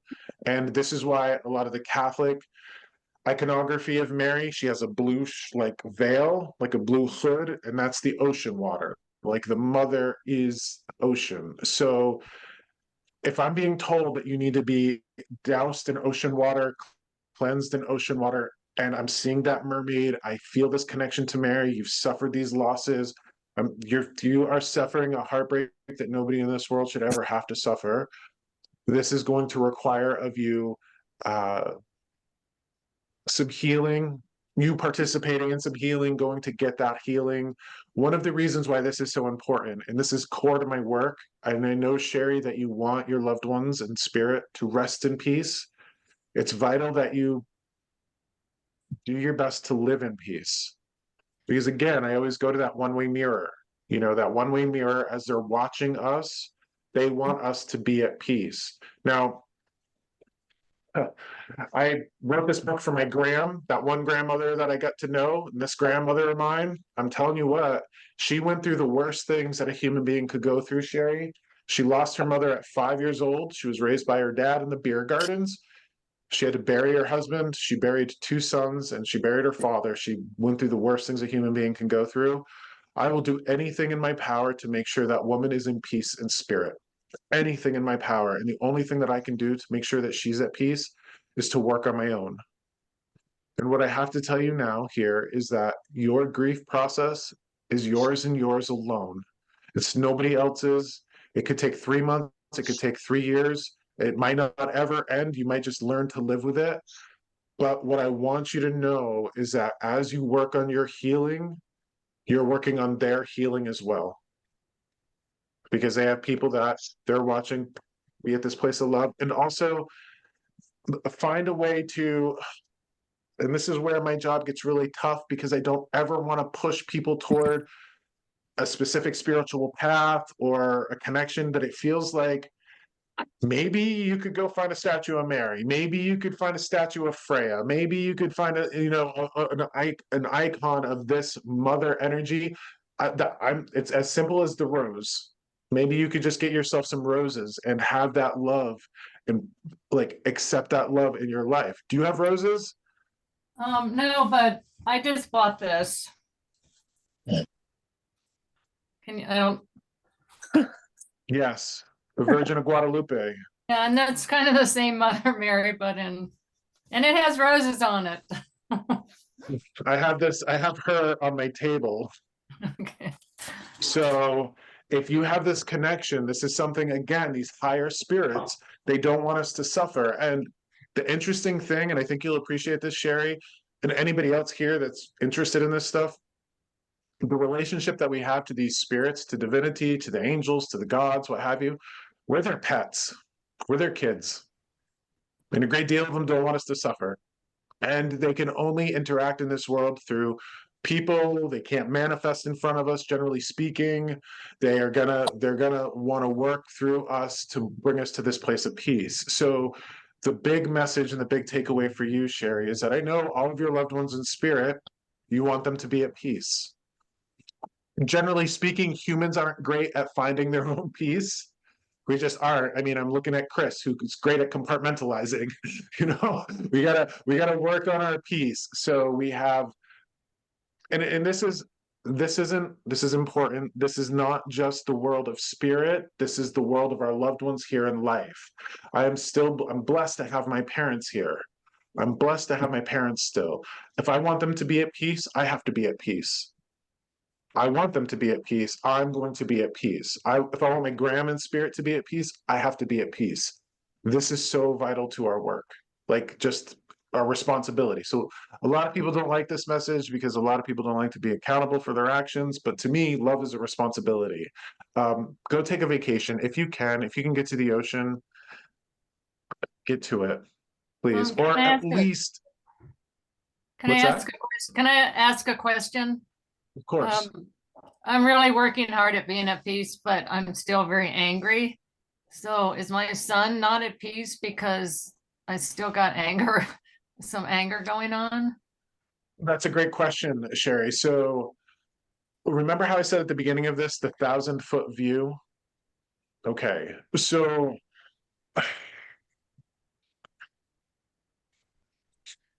they understand your anger.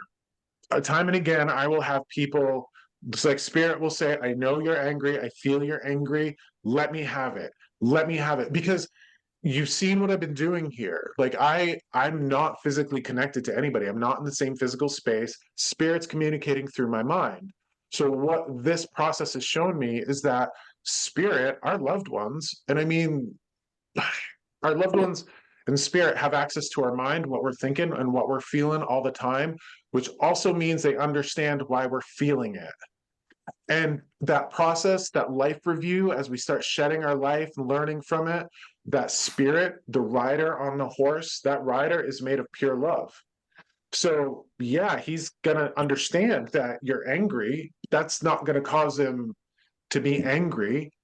He would just hope from his place that you move through it as well as you can. As well as you can. Because ultimately, and I'm so blessed to have this work in my life, because when we go to the world of spirit, when we go through that life review and we shed our layers, we become love, or we at least remember that we are love, compassion, and grace. And while that might sound hokey to a lot of people, that's what we become. And to me, and this is important for you to hear, as well as everybody here, Sherry, compassion is the ultimate intelligence. Compassion is the ultimate intelligence. So they know why, and they know why we feel the way we do. They understand it. They see all the reasons. They have to deal with it.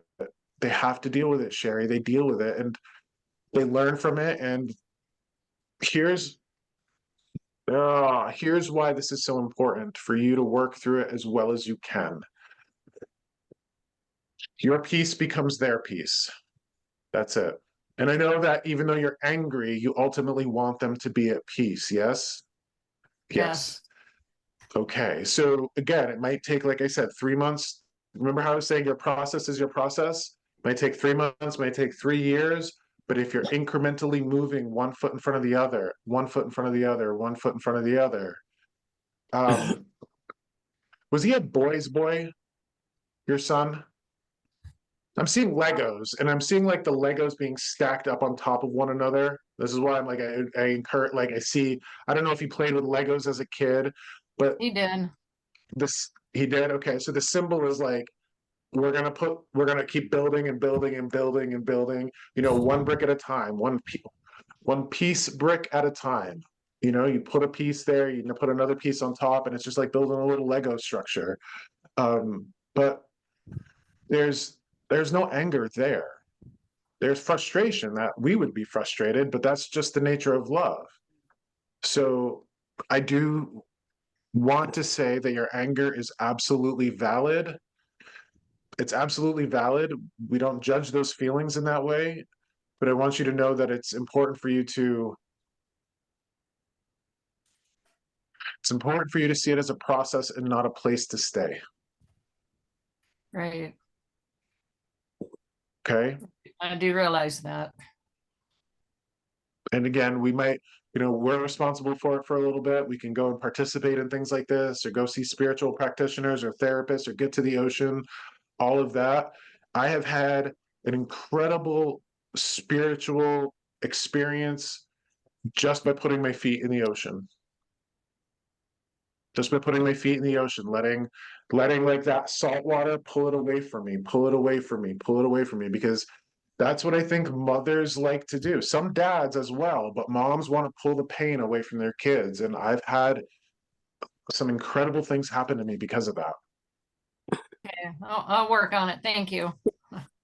Got it. The other thing that I'd like you to do, and remember the medical intuitive thing, I'm getting the taste of carrots as I look at you, which can mean one of two things. Usually it's glaucoma, cataracts, macular degeneration. Do you have any of that in your family? No. Okay. The other thing that carrots is the taste for me is, and this is a reading that I did one time for a woman who had like clinical depression. And I was like, why am I tasting carrots around your depression? And she's like, I just read that beta carotene is useful in treating depression. So it would be very understandable for you to be very blue in this way, but I want you to maybe make yourself some sweet carrots, some candied carrots, something, get some carrots into your system, get some beta carotene, Okay. some vitamin A into your body to help lift your mood. Okay. Okay, I'll do that. But this is what I would like you to do. In the same way that I was talking to Chris about processing her trauma and getting it out, what I would encourage you to do is to get yourself like an ancestor altar, make yourself an ancestor altar, where your loved ones are, and then talk to them, especially the ones that you're angry at, and get it out. Get it out. One of the reasons, it's interesting, one of the reasons why he might be a little bit reserved is because of this anger. You know what I mean? He might not want to have this conversation in front of a group of people, and it might not be appropriate for you to have this conversation in front of a group of people, but I want you to physically speak the words, get them out of your system, knowing that he's got a higher perspective where he's at and that he can handle it. He can hold it. So He died of just know cancer, that they so yeah. He had so cancer. it wasn't his fault. You're more mad at the cancer.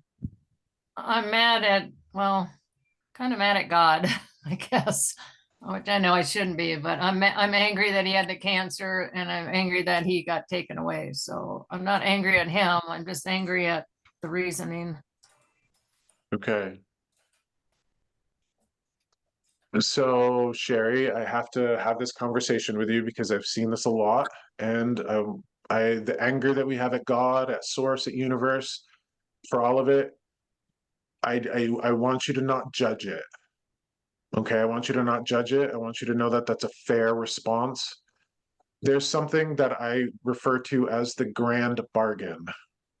So the grand bargain, this is just what I've kind of picked up from Spirit. The grand bargain is this: whatever put us here, whatever put us through this life and death cycle, that creator, we'll use the word creator, that creator knew that for us to love and live, we were going to have to die and lose.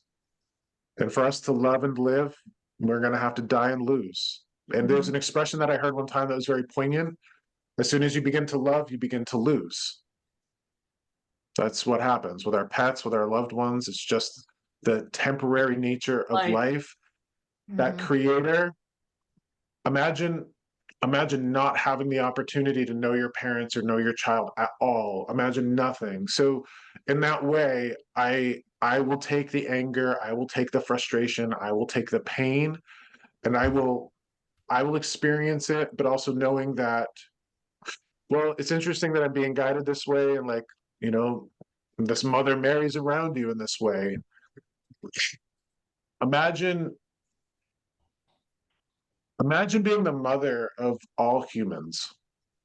Imagine watching the amount of pain in this world, you know, wanting us to take care of ourselves, doing what can be done to help mitigate it. But there's a certain level of resignation, and I think that's why she's sometimes known as the Lady of Sorrows. There's a certain level of resignation. Yes, for us to live, we're going to die, and for us to die, we're going to know grief. It's just an inevitable part of the process. But I think it's that quote from Shakespeare. I think it's a quote from Shakespeare that says, "I would rather have loved and lost than never to have loved at all." And I think that speaks to the crux of humanity. You know, it's temporary. It absolutely is. But I'd rather have the temporary, brief chance to know this love than to not have known it at all. So I'd have you hold on to that. And, you know, do me a favor, please, get some writing out of you. They're showing me like writing. So I don't know if you need to journal or write or talk about this or process it. But again, where I was directed to Chris, like I was encouraging Chris to express it and get it out. That's another universal principle. Like I'm a big believer in balance. You know, I don't like to judge good or bad. I like to think of like what keeps us in balance. And sometimes we need the negative to keep us in balance. Absolutely. I'm also a big believer in flow. We got to let things flow, especially emotions. We got to let them move through us. Okay. So thank you for being here. And I'm glad that we have this opportunity to connect. I hope that the other readings and the things that we've been sharing here tonight have helped you see that we do carry on. Yeah, thank everybody on the call. So thank you. Yeah, well, Mama, my heart is with you. Trust me, my heart is with you. This is like the number one worst thing that a human being can go through. So in that light, make sure that you're taking care of yourself as much as possible. The other reason being, and I don't do future work as a psychic or a medium, but I'm getting this big message that you got some vitality in you and you got some many years left. So the sooner you can get through your anger and your frustration, the more you can make of the many years that you have left. So remember, you're not just doing that for you, you're doing that for everybody that loves you in life and in spirit. Okay. Okay. All right. Here we go. You're very welcome. You're very welcome. I'm being shifted. Here. Okay. I'm seeing Yeah, very. my gosh, okay, so this is a woman. This is interesting. I'm seeing bright overhead fluorescence, like I'm in a bingo hall. Anybody have a mama or a grandmother who did bingo here? Like all of a sudden, I'm like in this like bingo hall. So like bingo. And the interesting thing is, hold on, she either passed from something in her lungs or she liked to smoke because I'm having a hard time breathing now. I'm having a hard time breathing. So I'm like bright overhead fluorescence, like this woman would have wanted to have been under them, and I don't want to be in them. This looks like an Elks Lodge or some other place where Hello? they'd have bingo. Judy, yes, hello, who's that? My car is here. Is it? Yeah, don't come in here. I have COVID. Okay, keep your COVID to yourself, Devin. Sorry. That's all right. That's all right. I'm gonna put you on mute, Devin. Here we go. Okay. Be healthy and be well. Take care of yourself. And thank you for isolating yourself. Peace. All right. Judy, you raised your hand. Mama, I'm feeling like this woman is showing me like not to take this the wrong way, but I'm seeing like rolls on her. She would have been a little heavy. She's showing me some rolls. You got a woman that no rolls? Anybody that Nope. Hold on. She's talking about sisters. So this might be somebody's aunt. She might be the sister of a mother. I'm being circled back to the man at the beginning who was like the problem solver, the sage. This woman would have been somebody that people would have come to for problems. Don't get caught up on the bingo. If I just see overhead fluorescence and I can hear them buzzing and blaring. So I don't know where she was. Maybe she worked under him. Maybe she passed under him. I'm not sure. But there's this like either somebody's sister or aunt is coming through to talk. Wait. It might be for you, Catherine. Hold on. Catherine, I want to talk to you for a moment. I'm being drawn, my eyes are being drawn to you. Okay. So I want to ask you, are you Spirit has a term for some people, and I'm going to give this to you. Are you the keeper of memories? Do you have all the old family photos, the boxes of photos, the photo albums, all of that? You're the one that ended up with all the photos to keep, like all of that? Okay. Can I ask you, you got a woman in spirit that would have spent time under fluorescent lights? Doesn't ring a Does it- bell. It doesn't ring a bell. Okay. Nobody liked bingo. Nobody spent time and like, it looks like an old Elks Lodge or some building like that. I don't even have an aunt. You don't have an aunt. Is your mama in spirit, may I ask you? Okay. Do you have sisters? One. One, okay.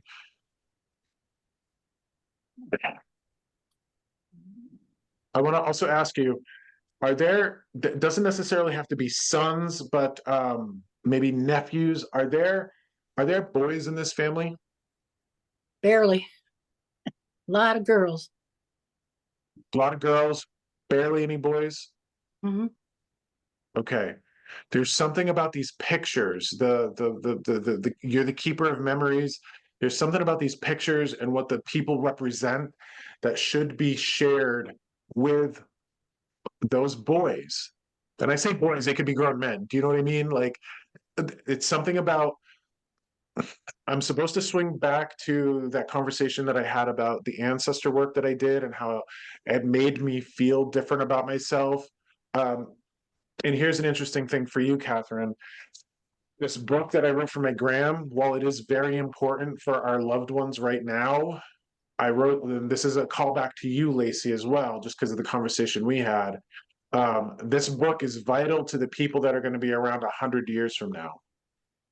So my goal is to try to capture like my grandparents, you know, everybody that I love with stories, with photos, with all of that. So these things can be passed down so people have a connection to the past and to their strength.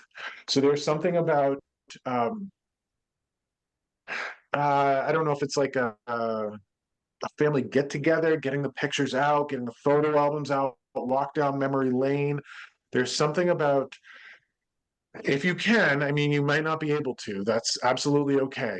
But if you can somehow get these pictures out in front of the male descendants in your family to give them a deeper sense of self and a deeper connection to their heritage, that's important.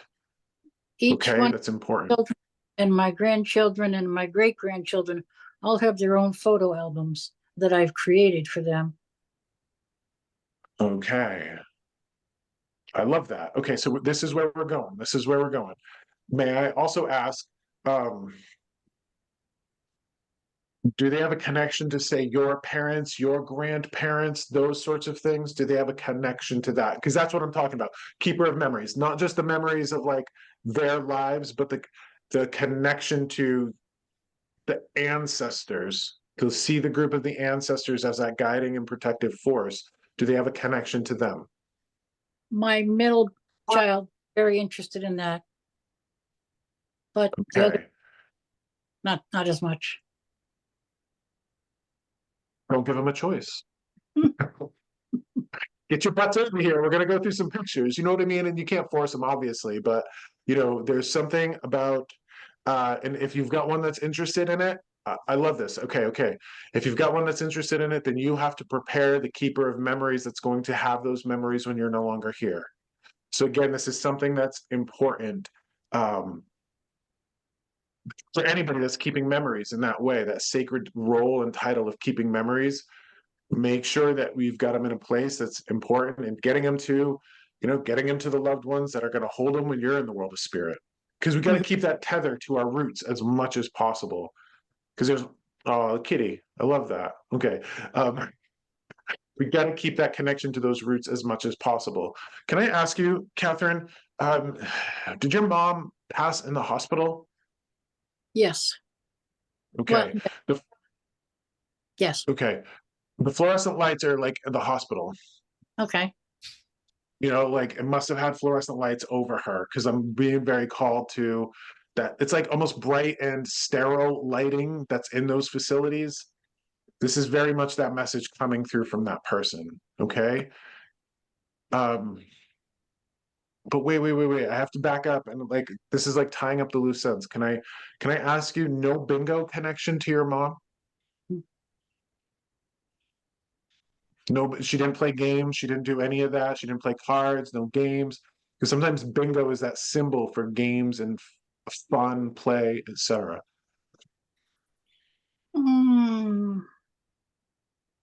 Maybe before I knew her.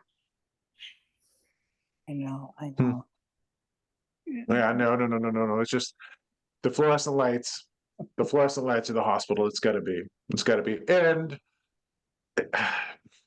whoever this is, she's not letting up on the bingo message. So what I want you to do, please, the message that I had for Lacey to get a little bit of fun in.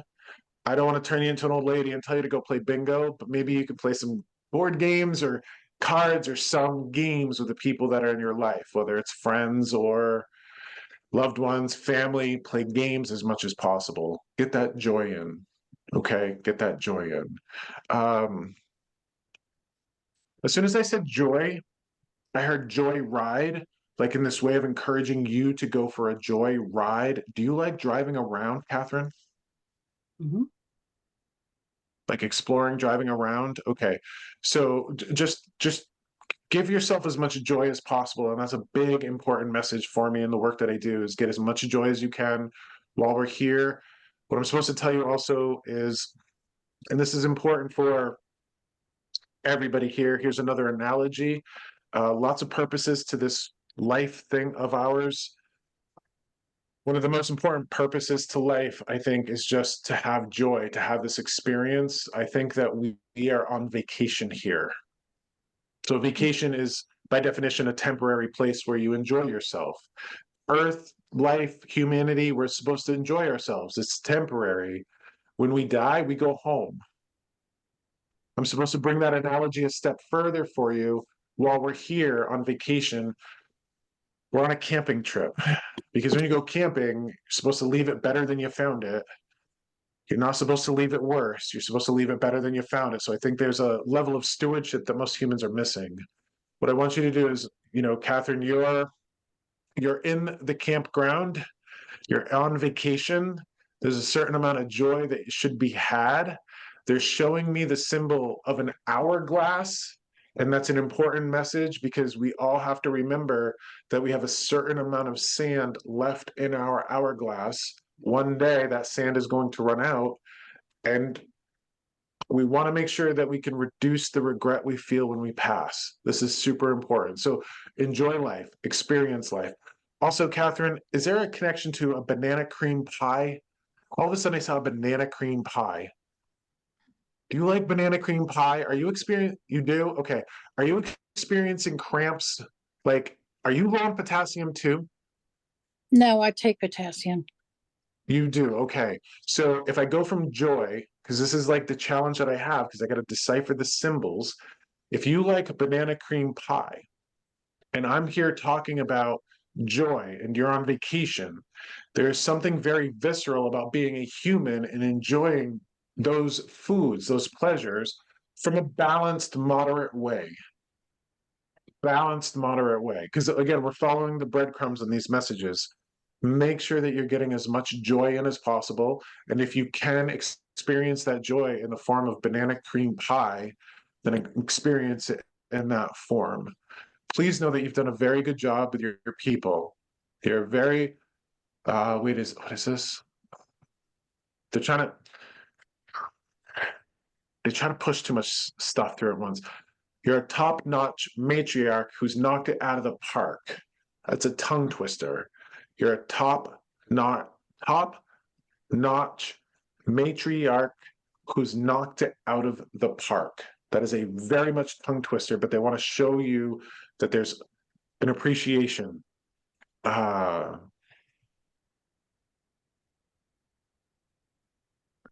Okay.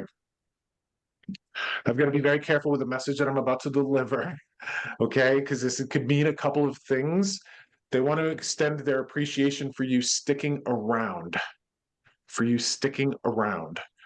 The last time I passed that message through to somebody, that means that at some point in their life, they were considering suicide. And I'm not sure if that's your story or not. It doesn't really matter. If it's not, then that message of thank you for sticking around, I think means maybe just sticking around by your family, not moving, sticking around geographically, physically, taking care of people in that way. Have you stuck around? I came up to Lancaster to take care of my sister and my mother. And my children are all in New Jersey and New York and Tennessee, but that's their move, not mine.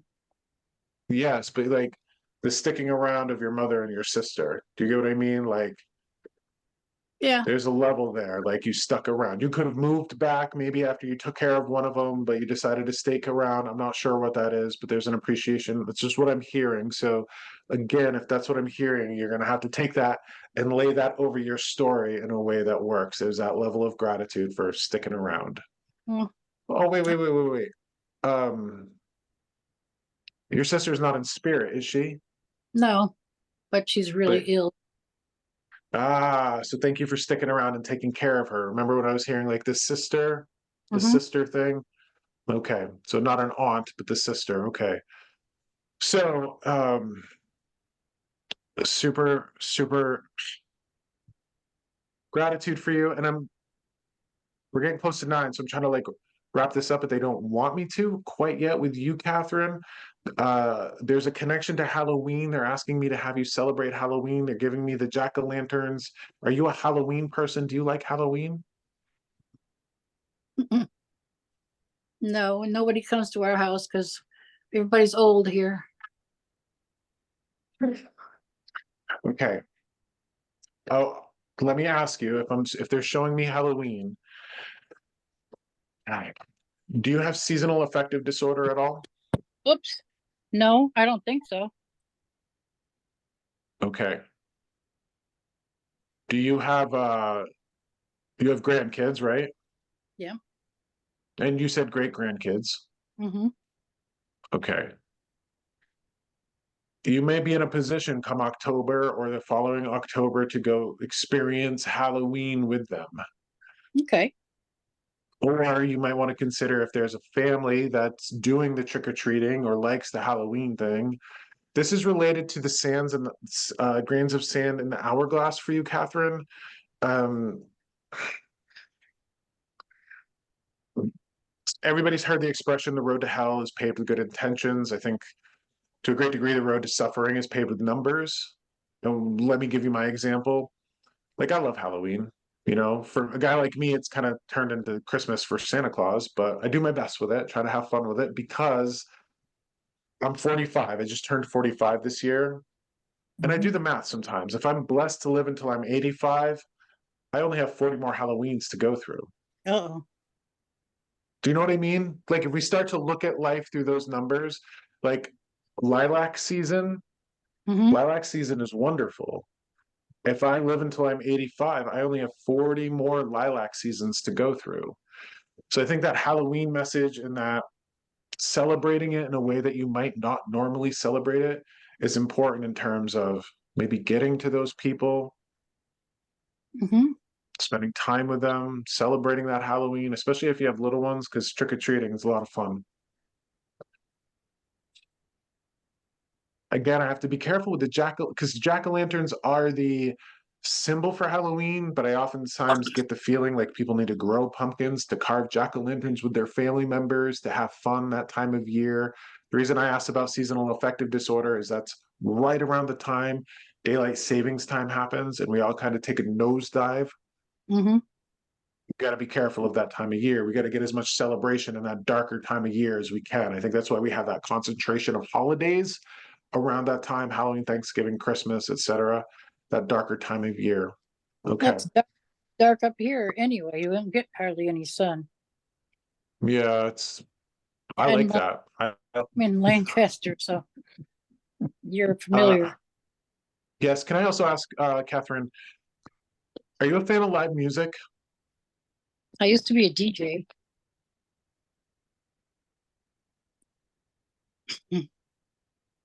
Answer my question, Mama. You a fan of live music?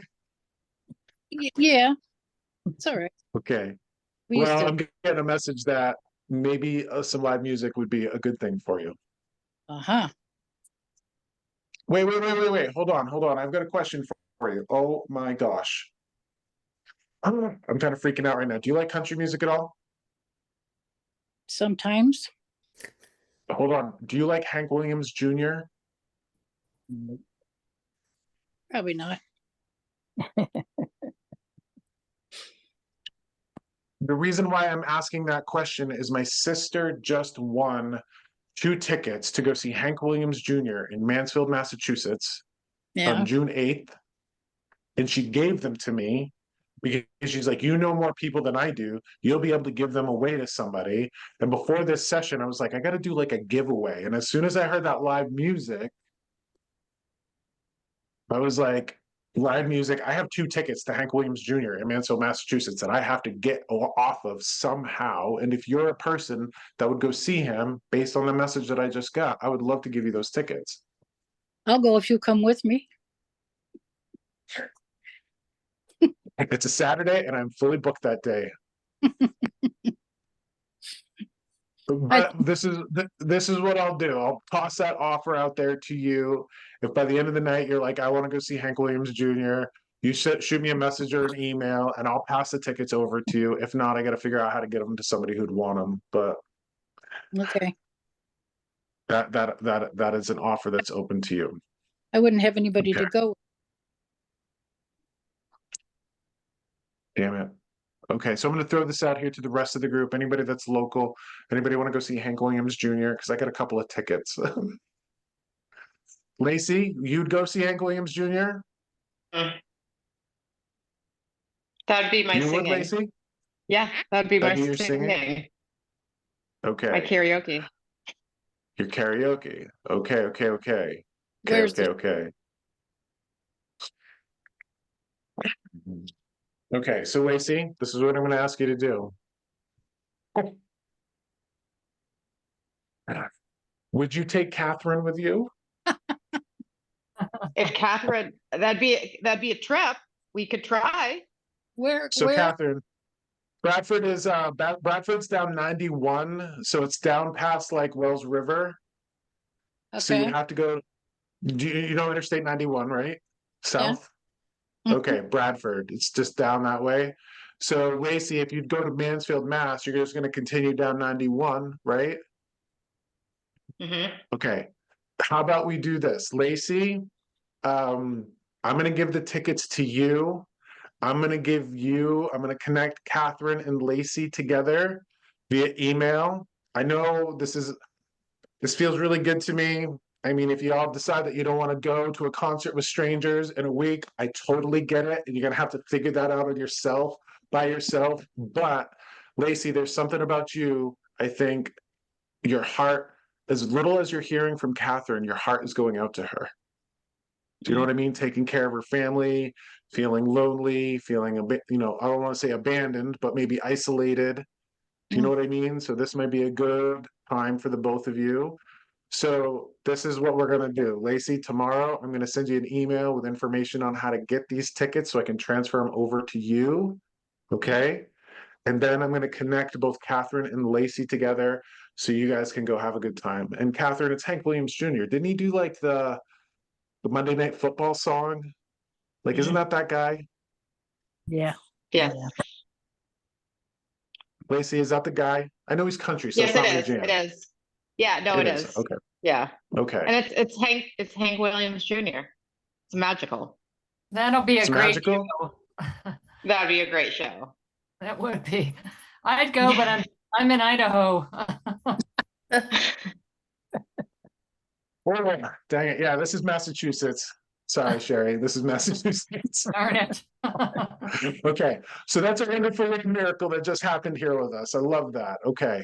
So usually what I do at the end of my group readings, and I think a lot of people need to hear this, just a reminder, people who have seen me before, people who haven't seen me before, you guys got to know this, and this is my obligation in the work that I do with Spirit, that I have to pass this along to people. So I want to do this with everybody here. The secret to life, I have to give it to you. So the secret to life is the answer to this question. What would I tell my kid? I usually have a whole spiel that I do around this. We're getting in on 9 o'clock and I got to go home, get something to eat and go to bed. But here's my reminder to everybody. Remember I was talking about horse and rider. Okay. That rider of yours, that spirit, is made of pure love. Your love will always be your greatest source of strength and wisdom. And here's what I know about the people that are still here with us.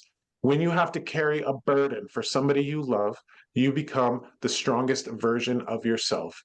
When you have to solve a problem for somebody you love, you will become the smartest version of yourself. When you ask yourself that question, what would I tell my kid about anything that's bothering you on the inside, anything that's bothering you on the outside? The answer you get comes from love, which is the greatest source of strength and wisdom that you could ever tap into. My example when I always do this with folks is that I go, put into your mind the physical or cosmetic part of yourself that you dislike the most. Put into your mind the physical, cosmetic part of yourself that you dislike the most. And as you hold on to it, what I tell people to do, and I'm going to encourage everybody here to do the same, put into your mind what you would tell your best friend or your sister or your daughter if they felt that way about that part of themselves. That comes from love. And I am convinced the spiritual path and a spiritual practitioner like myself, my responsibility is to push a person back to the authority of their own spirit. If you guys are spiritual and you're into this stuff, you got to be careful because there's a lot of people that do what I do that like to get their hooks in people and keep them coming back like once a month or once every couple of months, trying to like become a guru and all of that. My goal here is to make sure that everybody here taps into that part of themselves. It takes a little training. It takes a little like repetition to get to that place. But here's how I want you guys to see how this works. I'm going to ask you a question, and I want the first thing to pops into your head. I want you to grab it. Okay. Everybody here, what's the biggest problem in your life right now? Put it in your mind. Okay. If you want peace around that, ask yourself what you would tell a child to do with it. Get that answer and then follow that. That is your guiding light. No other answer will work. No other answer will work. You guys have the love inside of you to get through what you need. If you want your loved ones in spirit and in life to be at peace, you have to be at peace. And truly, your peace will only come from you finally giving yourself the love and compassion that you give other people. My example is this. I've always been a fluffy guy. My grandma's fluffy, my mom is fluffy. I've been fluffy my whole life. I live in a world with Brad Pitt and Johnny Depp and all of these people that show this ideal. As much as women have it badly, men have it badly too. I am not going to walk around hating my holy vessel or my body because I wouldn't want my son to hate his body. And I wouldn't want my grandmother to watch her grandson in this world hate his body. And I think that you all can understand that and use that as you go through life to remember that you have the wisdom and the connection of spirit, source, universe, whatever you want to call it, on the inside of you. Nobody can give it to you. Nobody can take it away from you. You were born with it, you'll die with it, and there's nothing that can change that. That's going to be your greatest strength for your entire life. Okay? Well, dang it, gals. I've had a wonderful time with you here tonight. This has been wonderful. Thank you for participating in this. This has been recorded, so everybody gets a YouTube link of this. Tomorrow, if you want to watch it, look at it over again or what have you. Lacey and Catherine, I'm connecting you two tomorrow so you can go to Hank Williams Jr., okay? Mhm. Awesome. All right, that's great. All right. My love to everybody here. Actually, this is what I want to leave you with. I just picked this up from an email. Somebody sent this to me this week, and I loved it. May love have its way with you. I'm going to leave you with that. May love have its way with you. Go out into this world, and may love have its way with you. So much love, and we'll see you next time. Bye. Thanks, Josh.